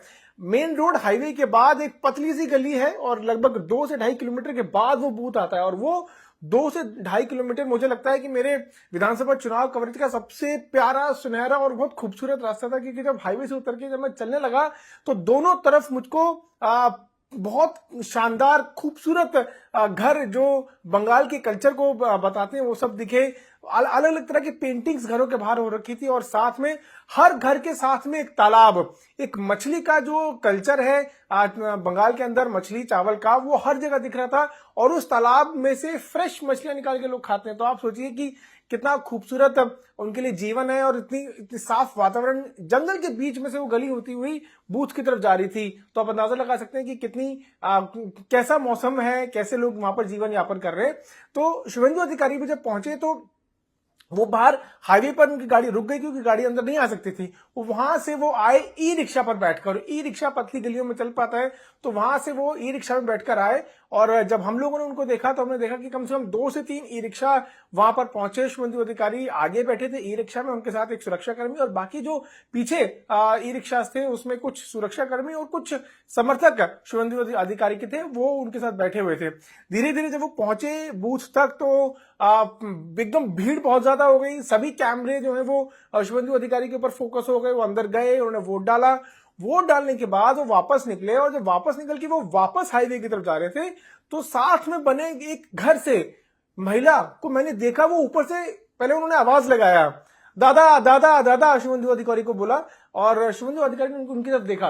जैसे ही शुभेंदु ने उनकी तरफ देखा, वो भाग के नीचे आई और हम लोग जब तक हम अपना कैमरा उनकी तरफ पैन कर पाते, हमने देखा कि वो भाग के आई और शुभेंदु अधिकारी के गले लग गई और गले लग के लिपट के जो है वो लगी रोने। और जैसे ही वो रोने लगी तो शुभेंदु ने भी उनको गले लगा लिया और गले लगा के कहा कि आप चुप हो जाओ। उनके आंसू लगे पोंछने और तभी हमने उनसे पूछा कि शुभेंदु दा, जो अम्मा है वो क्या कह रही हैं आपसे, क्या बता रही हैं? तो उन्होंने बताया कि आप देख सकते हैं कितना डर है हिंदुओं के अंदर, और ये एक हिंदू के आंसू हैं जो इस वक्त टपक रहे हैं। और हिंदू इतना प्रताड़ित है, हिंदू का ये मानना है कि अगर बीजेपी इस बार बंगाल में नहीं आता है, बीजेपी सरकार नहीं बना पाती है बंगाल में, तो हिंदुओं का जीना दूभर हो जाएगा। और ये वही आंसू हैं, उन कहानी को बयां कर रहे हैं जिस कहानी के अंदर प्रताड़ना है, जिस कहानी के अंदर हिंदुओं पर हमला है। और अगर बीजेपी इस बार बंगाल में नहीं आ पाई तो फिर आप अंदाजा लगा सकते हैं कि किस तरह से हिंदुओं की हालत हो जाएगी। उसके बाद हम लोग वहां से निकले और कल हमने देखा कि कैसे शुभेंदु अधिकारी बूथ पर जा रहे थे, लोगों से मिल रहे थे, और हम लोगों ने भी उनका पूरा फॉलो किया। जहां जहां वो जा रहे थे उनके पीछे पीछे हमारी गाड़ी लगी हुई थी और नंदीग्राम के हर इलाके से, हर गली से होते हुए, वो लोगों से मिलते हुए हर कोने तक पहुंच रहे थे ताकि वोट जो है ज्यादा बेहतर तरीके से हो पाए। और हमने देखा भी कि कितने ज्यादा भारी मात्रा में लोगों ने वोट किया है, जो कहीं ना कहीं बताता है कि जो लोकतांत्रिक प्रक्रिया बंगाल में होनी चाहिए थी उसकी पहले चरण में तो कहीं ना कहीं जीत होती हुई नजर आ रही है। जी ऐश्वर्या। पीयूष, मछली पॉलिटिक्स बहुत ज्यादा इस समय बंगाल में चल रही है और एक मीटिंग भी हुई थी। उस मीटिंग में अंदर क्या बातें हुई ये आपको पता है, तो वो अंदर की बात बताइए। ऐश्वर्या, अगर हम मछली और बंगाल के कल्चर की बात करें तो मछली और बंगाल का कल्चर बिल्कुल भी अलग नहीं देखा जा सकता। जहां तक मछली की बात है उस पर हमने कुछ दिनों पहले राजनीति होते हुए देखी। आपको याद होगा कि गृहमंत्री अमित शाह ने ऐलान किया था कि वो लंबा अपना जो स्टे है वो बंगाल में करने वाले हैं, यानी कि वो लंबे समय तक बंगाल में रहेंगे, वो कार्यकर्ताओं से मिलेंगे, चुनावी सभाओं को संबोधित करेंगे। इसी बीच में तृणमूल कांग्रेस ने एक ऑफर दिया। उन्होंने कहा कि बीजेपी के काफी नेता जो हैं वो अलग अलग देश के कोनों से यहाँ पर आए हैं, तो वो मछली क्यों नहीं खाते। तो उसी दौरान मछली के अलावा कई अलग अलग तरह के जो नॉनवेज फूड होते हैं उसका ऑप्शन तृणमूल कांग्रेस ने जो है वो दिया और कहा कि इनमें से कुछ भी बीजेपी के नेता खा के दिखाएं। तो उसके बाद हुआ ये कि एक प्रेस कॉन्फ्रेंस अनुराग ठाकुर ने यहाँ पर की, और उस प्रेस कॉन्फ्रेंस के बाद अमूमन हम देखते हैं कि जब ऑफ रिकॉर्ड चर्चाएं होती है नेताओं के साथ तो वो चाय समोसा वगैरह खाते हुए नजर आते हैं, लेकिन यहां पर हुआ ये कि अनुराग ठाकुर मछली खा रहे थे।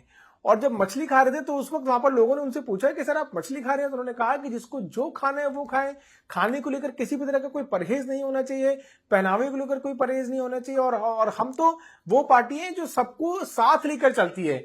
इस तरह की बात जो है वो अनुराग ठाकुर ने कही, लेकिन इस पर राजनीति हमने काफी ज्यादा होती हुई भी देखी। आपको बता दें कि कुछ दिनों पहले हमारी एक बहुत बड़े नेता जो बीजेपी के वरिष्ठतम नेताओं में से एक आते हैं, उनके साथ बातचीत हो रही थी। तो हमने उनसे पूछा कि सर ये जो फिश पॉलिटिक्स चल रही है इस पर आपकी क्या नजर है। तो उन्होंने कहा कि बिल्कुल वही, जहां पर जो कल्चर है उसमें हमको रमना चाहिए, जिसको जो खाना है वो खाए। और बीजेपी वो पार्टी है जो सबका साथ सबका विकास और सबको साथ लेकर चलने की बात करती है। तो चाहे जिसको जो मछली खाना है वो मछली खाए, जिसको चावल खाना है, दाल खाना है वो खाए, हमको इससे क्या मतलब। मैं अपना पर्सनल एक्सपीरियंस आपको शेयर करता हूँ। कल हुआ ये कि कल यहाँ पे एक बहुत फेमस ढाबा है, सरदार जी हैं वो चलाते हैं उस ढाबे को। तो खाना खाने के लिए मैं जब वहां पर पहुंचा तो मैंने वहां पे ऑर्डर दिया कि मुझे एक दाल तड़का और 2 रोटी आप खिला दीजिए, क्योंकि भूख बहुत लगी है। फटाफट से खाना खा के मैं जो है एक जगह मुझे जाना था, एक जनसभा को कवर करने के लिए, तो मैं खा के चला जाऊंगा। तो उन्होंने मेरे से कहा कि 4-5 मिनट लगेगा। मैं बैठा, मैं तब तक कुछ खबर पढ़ रहा था। इतने में जो है वो एक दाल तड़का पूरा प्लेट भर के जो है वो लेके आए और 2 रोटी लेके आए। दाल मैंने जैसी डाली और पहला चम्मच लिया, हालांकि मैं प्योर वेजिटेरियन हूं, मैं अंडा भी नहीं खा पाता हूं, लेकिन एक चम्मच लेते ही, एक चम्मच का स्वाद लेते ही मुझे समझ आ गया कि पूरा मछली से रमा हुआ ये पूरी दाल है। यानी कि ये उसी कढ़ाई में बनाई हुई दाल है जिस कढ़ाई में मछली बनती है, क्योंकि उस दाल में से मछली की खुशबू आ रही थी। और वो चीज जो है वो थोड़ा मुझे ऑकवर्ड लगी, लेकिन आप समझ सकते हैं कि यहाँ पर ये कल्चर इतना ज्यादा इनबिल्ट है, इतना ज्यादा रम चुका है लोगों के अंदर कि दाल के अंदर भी आपको मछली की खुशबू आएगी और खाना इसी तरह से यहाँ पे बनता है। ये यहाँ का कल्चर है। जी ऐश्वर्या। पीयूष, प्राइम मिनिस्टर नरेंद्र मोदी के रोड शो में आप थे और सुनने में ये आ रहा है कि आप एक कल्पना में डूब गए थे। तो उस रोड शो में ऐसी कौन सी कल्पना थी जिसमें आप डूब गए थे? देखिए ऐश्वर्या, अब हुआ यह है कि फर्स्ट फेज की वोटिंग हो गई है, सेकंड फेज की कैंपेनिंग चल रही है बंगाल में, और इसकी शुरुआत बीजेपी की प्रचार की अगर हम बात करें तो वो पीएम नरेंद्र मोदी ने कर दी है। एक बड़ा रोड शो कल हावड़ा में किया गया, और इस रोड शो के बीच में हुआ ये कि मेरी मौजूदगी थी एक उस पॉइंट पर जहां पर आकर रोड शो को राइट लेना था। तो वहां पर चारों तरफ जो है, चारों तरफ चौराहा था, एक तरफ कुछ दुकानें भी खुली हुई थी, लोग भारी संख्या में तो थे। तो मेरे को लगा कि ये अच्छा पॉइंट है और यहां से आराम से जो है मेरी कवरेज हो जाएगी। तो कुछ देर हम खड़े थे, लगभग 1-1.5 घंटा हो गया लोगों से बात करते हुए, वहां का मिजाज समझते हुए, वहां के सुरक्षा इंतजाम कैसे हैं वो सब देखते हुए।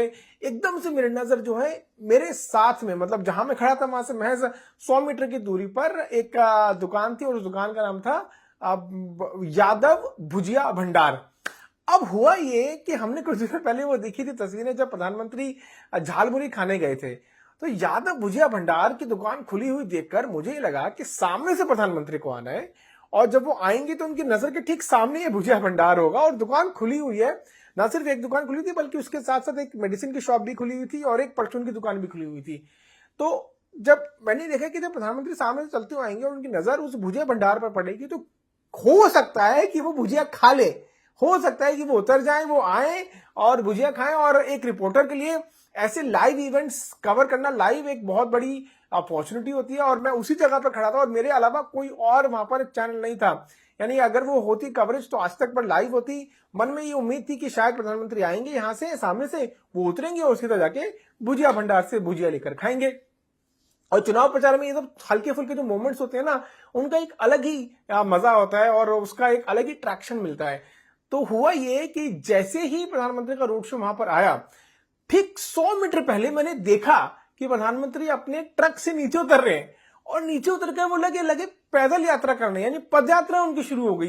अब पद यात्रा जैसे जैसे आगे बढ़ रही थी वैसे वैसे वो उस भुजिया भंडार के पास नजदीक पहुंचने ही वाले थे। तभी मुझे लगा कि शायद जाएंगे, लेकिन हुआ ये कि उनकी शायद नजर पड़ी नहीं, या उनका रूट बदल गया, या उनका आगे से रास्ता लेफ्ट की जगह राइट हो गया, तो उनकी नजर शायद वहां तक पड़ी नहीं। लेकिन मुझे उम्मीद है कि अगर पड़ गई होती तो जरूर जो जिस तरह झालमुरी खाई वैसे भुजिया भी खाते, क्योंकि भुजिया की अगर हम बात करें तो भुजिया भी बहुत फेमस है बंगाल के अंदर, और बिहार के अंदर खास तौर पर यूपी और बिहार, बंगाल, इन सब में भुजिया का चरण अलग ही होता है, और लोग उसको स्नैक के तौर पर भी खाते हैं। तो वो उम्मीद थी कि वो लाइव कवरेज मिल पाता, लेकिन उस रोड शो में बहुत भीड़ हमने देखी। हमने देखा कि कैसे पूरे बंगाल के कल्चर को दिखाते हुए वहां पर कार्यकर्ता पहुंचे हुए थे। कई महिलाओं के हाथ में अलग अलग तरह की जो है वो अलग अलग तरह के झंडे लेके महिलाएं वहां पर भारी संख्या में पहुंची हुई थी, और कुछ महिलाएं ढाक बजा रही थी। और आपको मालूम है ढाक होता क्या है? जब भी काली पूजा यहाँ पर होती है तो ढाक का इस्तेमाल किया जाता है और उस पर महिलाएं नृत्य करती हैं। तो वो भी हमने यहाँ पर देखा, जो बंगाल का कल्चर को पूरा दिखाया गया था। तो इस सेकंड फेज की जो कैंपेनिंग है वो अब शुरू हो चुकी है, और उसकी शुरुआत पीएम नरेंद्र मोदी ने की है। हम अभी बंगाल में ही है, और आगे आने वाले दिनों में भी बंगाल से अच्छी अच्छी खबरें आपके लिए लेके आएंगे और आपको बताएंगे कि कैसा हमारा एक्सपीरियंस रहा।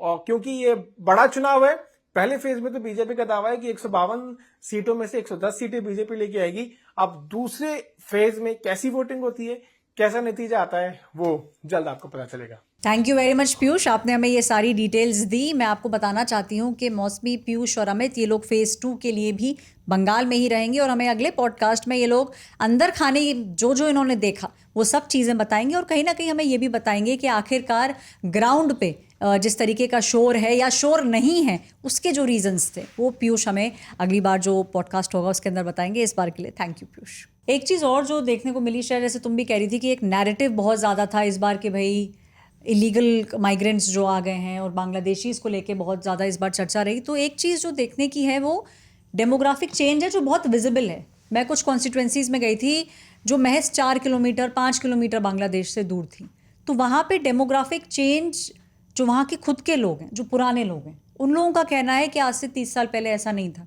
आज से 35 साल पहले ऐसा नहीं था, लेकिन अब उन लोगों को वो चेंजेस फील हो रहे हैं और आपको वो चेंजेस दिखते भी हैं। मुझे भी विजिबल चेंजेस उन कॉन्स्टिट्यूएंसीज में दिख रहे थे कि कहीं ना कहीं वो चेंजेस हैं जिसके बारे में बीजेपी काफ़ी वोकल होकर बात भी करती है। अब जैसे देखो, हम मुर्शिदाबाद और वो उन इलाकों की अगर हम बात करेंगे तो वहाँ पे तो मुस्लिम डेमोग्राफी हमेशा से ज़्यादा थी, क्योंकि अगर आप और मैं इसलिए भी कह सकती हूँ कि मेरा ननिहाल है बहरमपुर, तो काफ़ी समय भी बिताया मैंने, मुर्शिदाबाद काफ़ी गई हूँ। तो वहाँ पे जो कहानियाँ हमने सुना है और जो हिस्ट्री है, Nawab Sirajuddaula last independent nawab of India वो मुर्शिदाबाद प्लासी वही वाले बेल्ट से थे, तो मुस्लिम कम्युनिटी तो बहुत ज़्यादा थी। और इसका इफेक्ट देखोगे आप, ये जो पैटर्न डिस्क्रिपेंसी ये सारी बात करें, मिर्जाफर उनके खानदान की लिनिएज की कुल 200-300 लोगों का नाम कट चुका है लॉजिकल डिस्क्रिपेंसी में। तो ये डेमोग्राफी क्या सच है या फिर पहले से भी जो इतिहास रहा है उसको भी हम नज़रअंदाज कर रहे हैं? मैं तो कहूँगी कि बीच का है, क्योंकि ये सच है कि जो मुर्शिदाबाद, क्योंकि मैंने खुद इन्वेस्टिगेशन किया वहाँ पे जाके, जो हमने 2024 में किया था बांग्लादेश बॉर्डर से कैसे इन्फिल्ट्रेशन होता है, तो ये सच है। जो मुर्शिदाबाद कुछ बिहार बेल्ट है वो बहुत पोरस है, लोग आते हैं। और एक चीज़ जो मेरी एनालिसिस है कि लोग वहाँ बसते नहीं हैं। अच्छा, बसते नहीं हैं, आते हैं कोई लेकिन वहाँ बसते पे नहीं हैं। आके लोग ट्रांजिट होके इंडिया के अलग अलग हिस्सों में बस जाते हैं। जो मेहनत करके 15-15 हज़ार रुपए देके तार के नीचे क्रॉस करके आके वो वही गरीब इलाके में बस के क्या करेंगे? पैसा कमाने ही तो आते हैं। हर कोई तो आतंकवादी नहीं होता है, हर कोई एंटी सोशल एलिमेंट नहीं होता है। वो आके दिल्ली आ जाता है नौकरी करने के लिए, बैंगलोर चला जाता है, बॉम्बे चला जाता है। इसीलिए जो बांग्लादेशी ड्राइव्स अगर आपने देखा होगा, कहाँ से पकड़े जा रहे हैं? मेट्रो सिटी से ही तो पकड़े जा रहे हैं सबसे ज़्यादा। तो डेमोग्राफी अगर चेंज हुआ है तो माइन्यूटली हुआ होगा। एटलीस्ट मैं मुर्शिदाबाद और उस बेल्ट के बारे में अगर कह सकती हूँ तो। जितेंद्र जी, ये बताइए कि कई सारी रिपोर्ट्स भी जो बॉर्डर सिक्योरिटी फोर्सेस हैं वो तैयार करती हैं, गृह मंत्री अमित शाह भी इसके बारे में कई बार बोल चुके हैं, और जैसे श्रेया ने भी बोला और मैंने भी जो देखा वो कहीं ना कहीं बहुत विजिबल होता है। तो इस पे नकेल कसने के लिए क्या किया जाएगा? देखिए, डेमोग्राफिक चेंजेस तो लगातार हो रहे हैं बॉर्डरिंग इलाके में, और इसको लेकर के जब बिहार में चुनाव थे तो उस दौरान भी घुसपैठियों का मुद्दा बहुत उठा था, और इस समय पश्चिम बंगाल में चुनाव है, असम में घुसपैठियों का मुद्दा लगातार उठ रहा है। वहाँ पर डेमोग्राफिक चेंजेस भी हो रहे हैं। इसके लिए कुछ दिन पहले फरवरी में गृह मंत्री अमित शाह ने एक हाई लेवल मीटिंग किया था बिहार में जा कर के, और उसमें जो किशनगंज, अररिया, पूर्णिया यहाँ के ज़िलों में जो कि पश्चिम बंगाल से जुड़ते हैं, यहाँ भी काफ़ी डेमोग्राफिक चेंजेस हुए हैं। यहाँ पर जो दूसरे समुदाय के लोगों ने वहाँ पर मदरसे और ये तमाम चीज़ें जो बना रखी हैं, इसको लेकर के रिपोर्ट्स ली गई हैं। पश्चिम बंगाल में भी इसी तरीके का हमें ऐसा लगता है कि गृह मंत्री लगातार कह रहे हैं कि 45 दिनों के अंदर जो है इस पर कड़ा एक्शन लेंगे। अगर बीजेपी की सरकार आती है तो उस पर भी एक्शन होगा। ये अमूमन जो बॉर्डरिंग इलाके हैं ज़्यादातर, एक कुछ साल पहले एक रिपोर्ट आई थी जिसमें ये था कि जो राजस्थान का जो जैसलमेर या फिर आगे के जो बॉर्डरिंग इलाके हैं वहाँ पर भी डेमोग्राफिक चेंजेस हो रहे हैं। इसके साथ साथ जो भारत नेपाल बॉर्डर है या भारत बांग्लादेश बॉर्डर है, वहाँ पर भी डेमोग्राफिक चेंजेस की रिपोर्ट्स आती रहीं। तो इसको लेकर के सरकार समय समय पर चर्चा करती है, लेकिन इस बार चुनाव में, ख़ासतौर पर बिहार के चुनाव में और पश्चिम बंगाल के चुनाव में, डेमोग्राफिक चेंजेस का एक बड़ा मुद्दा रहा है।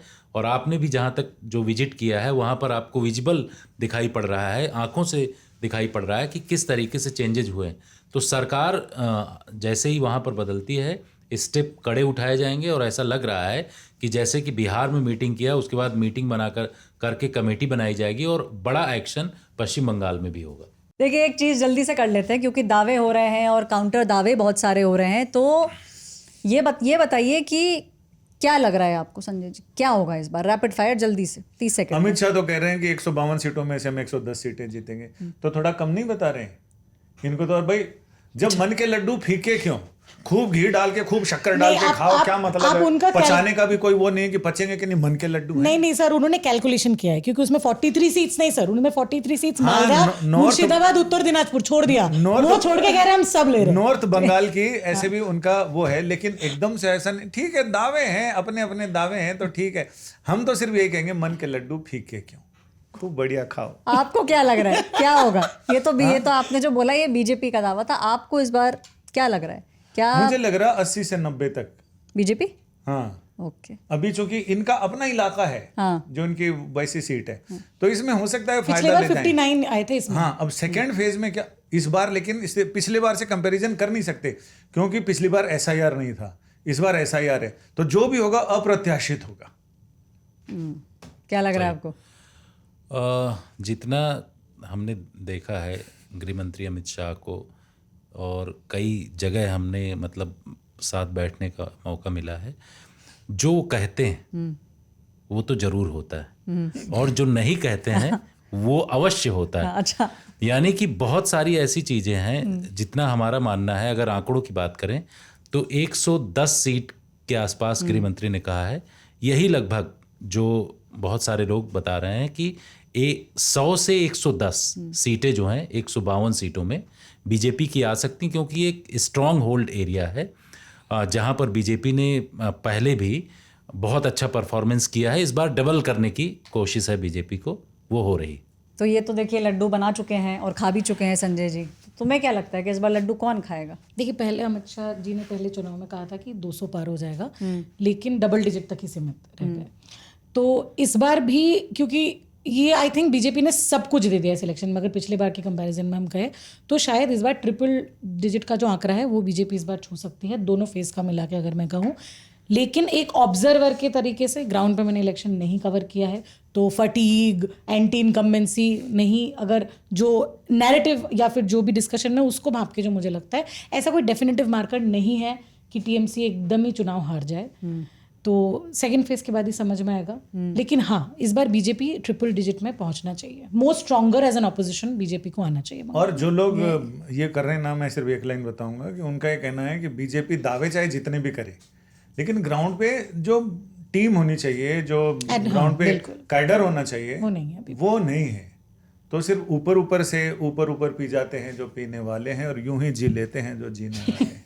तो ऐसे ही चल रहा है। मुझे ऐसा लगता है कि इस बार बीजेपी काफ़ी अच्छा परफॉर्म करेगी, क्योंकि कहीं ना कहीं उनकी जो ग्राउंड की तैयारी है उससे ज़्यादा मुझे ऐसा लगता है कि इस बार थोड़ा एडिशनल पुश आरएसएस की तरफ से भी आया है। और कई सारे लोग जो बात कर रहे हैं वो सुनील बंसल की बात कर रहे हैं। सुनील बंसल जी जो हैं वो जाने जाते हैं भारतीय जनता पार्टी में कि वो ग्राउंड पे काम बहुत ज़्यादा करते हैं। वो पिछले कई महीनों से अपना गढ़ बना के रखा है उन्होंने वेस्ट बंगाल को, और आरएसएस भी पिछले कई सालों से पुश देते अभी पिछले 2-3 सालों में काफ़ी ज़्यादा कॉन्सेंट्रेटेड तरीके में वेस्ट बंगाल में काम कर रही है। तो ये दोनों का कॉम्बिनेशन से ऐसा लग रहा है कि इस बार भारतीय जनता पार्टी काफ़ी अच्छा परफॉर्म करेगी। और आप देखो ऑफ लेट अब 1-2 दिन में बयान आने लग गए, वरना बीजेपी इस बार काफ़ी साइलेंटली गेम खेल रही थी अपना, बहुत ज़्यादा आपको ऐसे बयानबाजी और वो सब नहीं दिख रही थी। अब फेज जैसे जैसे पास आ रहा है, थोड़े से कमेंट्स आपको नजर आने लगे, तो मुझे लगता है साइलेंट प्लेयर के तौर पे इस बार बीजेपी ने काम तो किया। तुम्हें लग रहा है कि हृदय परिवर्तन करने में कामयाब रहेगी आरएसएस? मुझे लगता है हाँ, क्योंकि जो आरएसएस का तरीका है ना, बिना शोर शराबे के वो ग्राउंड लेवल पे जो काम करते हैं, उससे हो सकता है कि लोगों के अंदर ये जो चेंज है। और आप देखेंगे ना कि बंगाली वोटर साइलेंट होते हैं। अगर स्पेशली हम जैसे आउटसाइडर जाते हैं तो वो तो आप उतनी बंगाली तो हम नहीं बोलते, तो वो समझ जाते हैं कि आप बाहर से आए हैं। तो इस बार साइलेंट वोटर जो है, हमेशा से रहा है, इस बार तो और बहुत ज़्यादा साइलेंट हो गया। आप मेरे ड्राइवर खुद नहीं बता रहे टिकट कहाँ से आया है, बस टिकट आया है। मुझे तो लग रहा है 21वीं सदी में हर एक वोटर देश में हर जगह साइलेंट हो गया है। बिल्कुल, वो जो करना अंदर खाने ही करता है और अपना ट्रिगर दबा के चुपचाप बैठ जाए। अब हम उस पार्ट पे आते हैं जो हमारा फेवरेट पार्ट है, क्योंकि इसमें आप लोग अपने कमेंट्स हमें देते हैं। आपके कमेंट से हमें पता चलता है आपको क्या पसंद आ रहा है, क्या पसंद नहीं आ रहा है, और कहीं ना कहीं आप लोगों के जो सवाल हैं वो हम लोग भी आपस में जब एक दूसरे से पूछते हैं तो हमें लगता है कि शायद हमें ऐसी चीज़ें और आप लोगों को बतानी चाहिए। सबसे पहला कमेंट जो लिखा है वो यश मिश्रा जी ने लिखा है। उन्होंने लिखा है, I like the fact that you waited for the voting to complete before recording anything, thank you. Yash ji देखिए, हम सब पिछले एपिसोड में भागते दौड़ते आए थे और इसीलिए आए थे कि पूरी वोटिंग हो जाए, सब कुछ खत्म हो जाए, उसके बाद हम आपको आके बताएं कि एग्जैक्टली संसद में हुआ क्या था। सुधा रानी जी ने लिखा है, सांसदों की संख्या कितनी भी बढ़ जाए ये लोग फिर भी जनता से संपर्क नहीं करते। हकीकत तो यही है कि सांसद सिर्फ अपने पावर और कमाई के लिए बनते हैं, ये जनता के लिए कुछ नहीं करते। सांसदों की संख्या कितनी भी अधिक हो जाए, जनता पर बोझ उतना ही रहेगा और बोझ उतना ही बढ़ता रहेगा। तो ये सुधा रानी जी का एक जो मुझे लगता है कि उनका एक्सपीरियंस रहा है एमपीज़ के साथ, वो ये है कि नंबर भी बढ़े लेकिन फिर भी उतनी मदद नहीं होती है।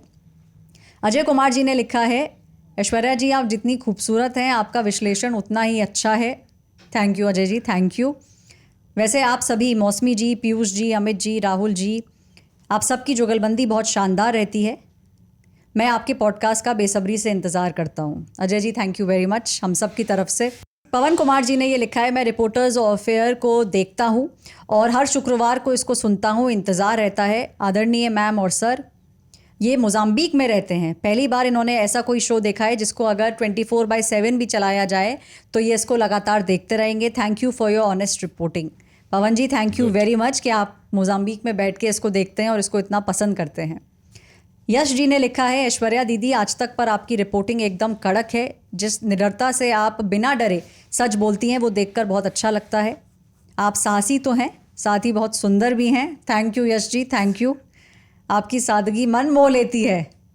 और एक लाइन भी इन्होंने लिखी है, वाणी में सत्य की दहाड़ है और मुख पर सुंदरता का रूप अपार है। Thank you very much, thank you.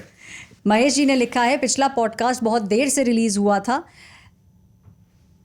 अगर बिल पास हो जाता तो मौसमी जी संसद में एक पत्रकार के रूप में नहीं बल्कि सांसद के रूप में नजर आती। बिल्कुल महेश जी, आपका ये कमेंट मौसमी जी तक पहुंचाया जाएगा। और हम एक काम करेंगे, एक उनकी कॉन्स्टिट्यूएंसी भी डिसाइड करेंगे जिसमें हम सब जाके थोड़ा थोड़ा प्रचार जरूर करेंगे ताकि वो पत्रकारिता से जो है संसदीय की तरफ कूच करें। रियाजुल करीम जी ने लिखा है, I am doctor Riyazul Karim from Assam. I think everyone loves Piyush. बिल्कुल सही कह रहे हैं आप, हम सब पीयूष को बहुत प्यार करते हैं। Piyush, that's why everyone roasted him, but nice show, thank you. Raghav Kumar ji ने लिखा है, राहुल गौतम जी नमस्कार। तो ये राहुल गौतम जी के लिए कमेंट है। मैं आपसे नाराज़ नहीं हूँ, लेकिन केवल एक फैक्ट आपके सामने रखना चाहता हूँ जिसे आपने या तो छुपा लिया या आप बताना नहीं चाहते थे, इसीलिए मैंने आपसे कहा कि सारी सच्चाई बताया करिए। बाकी यह शो मैं हर बार देखता हूँ क्योंकि राजनीति में मेरा काफ़ी इंटरेस्ट है। तो राघव जी ने ये कमेंट राहुल गौतम के लिए किया था, उन तक पहुंचा दिया जाएगा ये। उन्होंने एक लाइन अगर लिखे, तुझसे नाराज नहीं जिंदगी, पर हैरान हूँ। राघव जी ये लीजिए आपके लिए एक लाइन, संजय जी ने भी बोल दी है। सैम ऑन अर्थ इन्होंने लिखा है, ऐश्वर्या, मौसमी Singh and Rahul Gautam, you provide a very balanced perspective bye covering both positive and negative news across all political parties, while Rahul Gautam and JBS, वाह जितेंद्र जी आपके लिए कमेंट है ये, you deliver excellent JBS, you deliver excellent reporting. Piyush must adapt a more objective approach in future reports. तो जितेंद्र जी ने आपका comment ले लिया है और पीयूष तक आपका कमेंट ज़रूर पहुंचाया जाएगा। जितेंद्र सिंह जी ने लिखा है, क्या आप लोग चुने हुए लोगों का ही कमेंट पढ़ते हैं? मैं सभी एपिसोड देखता हूं और कमेंट भी करता हूं, लेकिन मुझे हमेशा इग्नोर किया जाता है। जितेंद्र जी देखिए, इस बार आपको इग्नोर बिल्कुल नहीं किया गया है, आपका कमेंट पढ़ा गया है। और नहीं, ऐसा नहीं है कि हम सिर्फ कुछ चुनिंदा लोगों के ही कमेंट्स पढ़ते हैं। हमारी जो टीम है, हमारे प्रोड्यूसर हैं अंकित, वो एक्चुअली छांटते हैं कमेंट्स और कोशिश करते हैं कि जितने ज़्यादा वैरायटी के कमेंट्स आ सकें उन सब कमेंट्स को हम करें। लेकिन हाँ, आपका कमेंट हमने ले लिया है। में अच्छा बोलेगा उसका अगली बार आएगा। हाँ, तो आप लोग जो है हमारे जितने व्यूअर्स हैं, आप नाम याद कर लीजिए। अंकित नाम है हमारे प्रोड्यूसर जी का जो हमारे इस कैमरे के पीछे हैं। तो अगली बार उनके लिए एक कमेंट प्लीज़, मेरी रिक्वेस्ट है, ज़रूर करिएगा। तो ये तो रहा इस हफ्ते का एपिसोड। हम आपके कमेंट्स पढ़ चुके हैं, हम आपको काफ़ी अंदर की कहानियां बता चुके हैं। अगला एपिसोड जब हम लेके आएंगे तो वेस्ट बंगाल में इलेक्शन ख़त्म हो चुका होगा और तब हम फिर से एक रैपिड फायर करेंगे, क्योंकि वो रिजल्ट से पहले का शो होगा। हम आपको बताएंगे कि पार्टियों को क्या लग रहा है, हमें क्या लग रहा है और ग्राउंड से क्या रिपोर्ट आ रही है। छोटी सी रिक्वेस्ट है, प्लीज़ आप आज तक रेडियो पर रिपोर्टर्स अफेयर को सब्सक्राइब ज़रूर करें। आप हमें सुन सकते हैं एप्पल पर और स्पॉटिफाई पर। पूरी टीम की तरफ से मैं ऐश्वर्या पालीवाल इजाज़त लेती हूँ। Reporters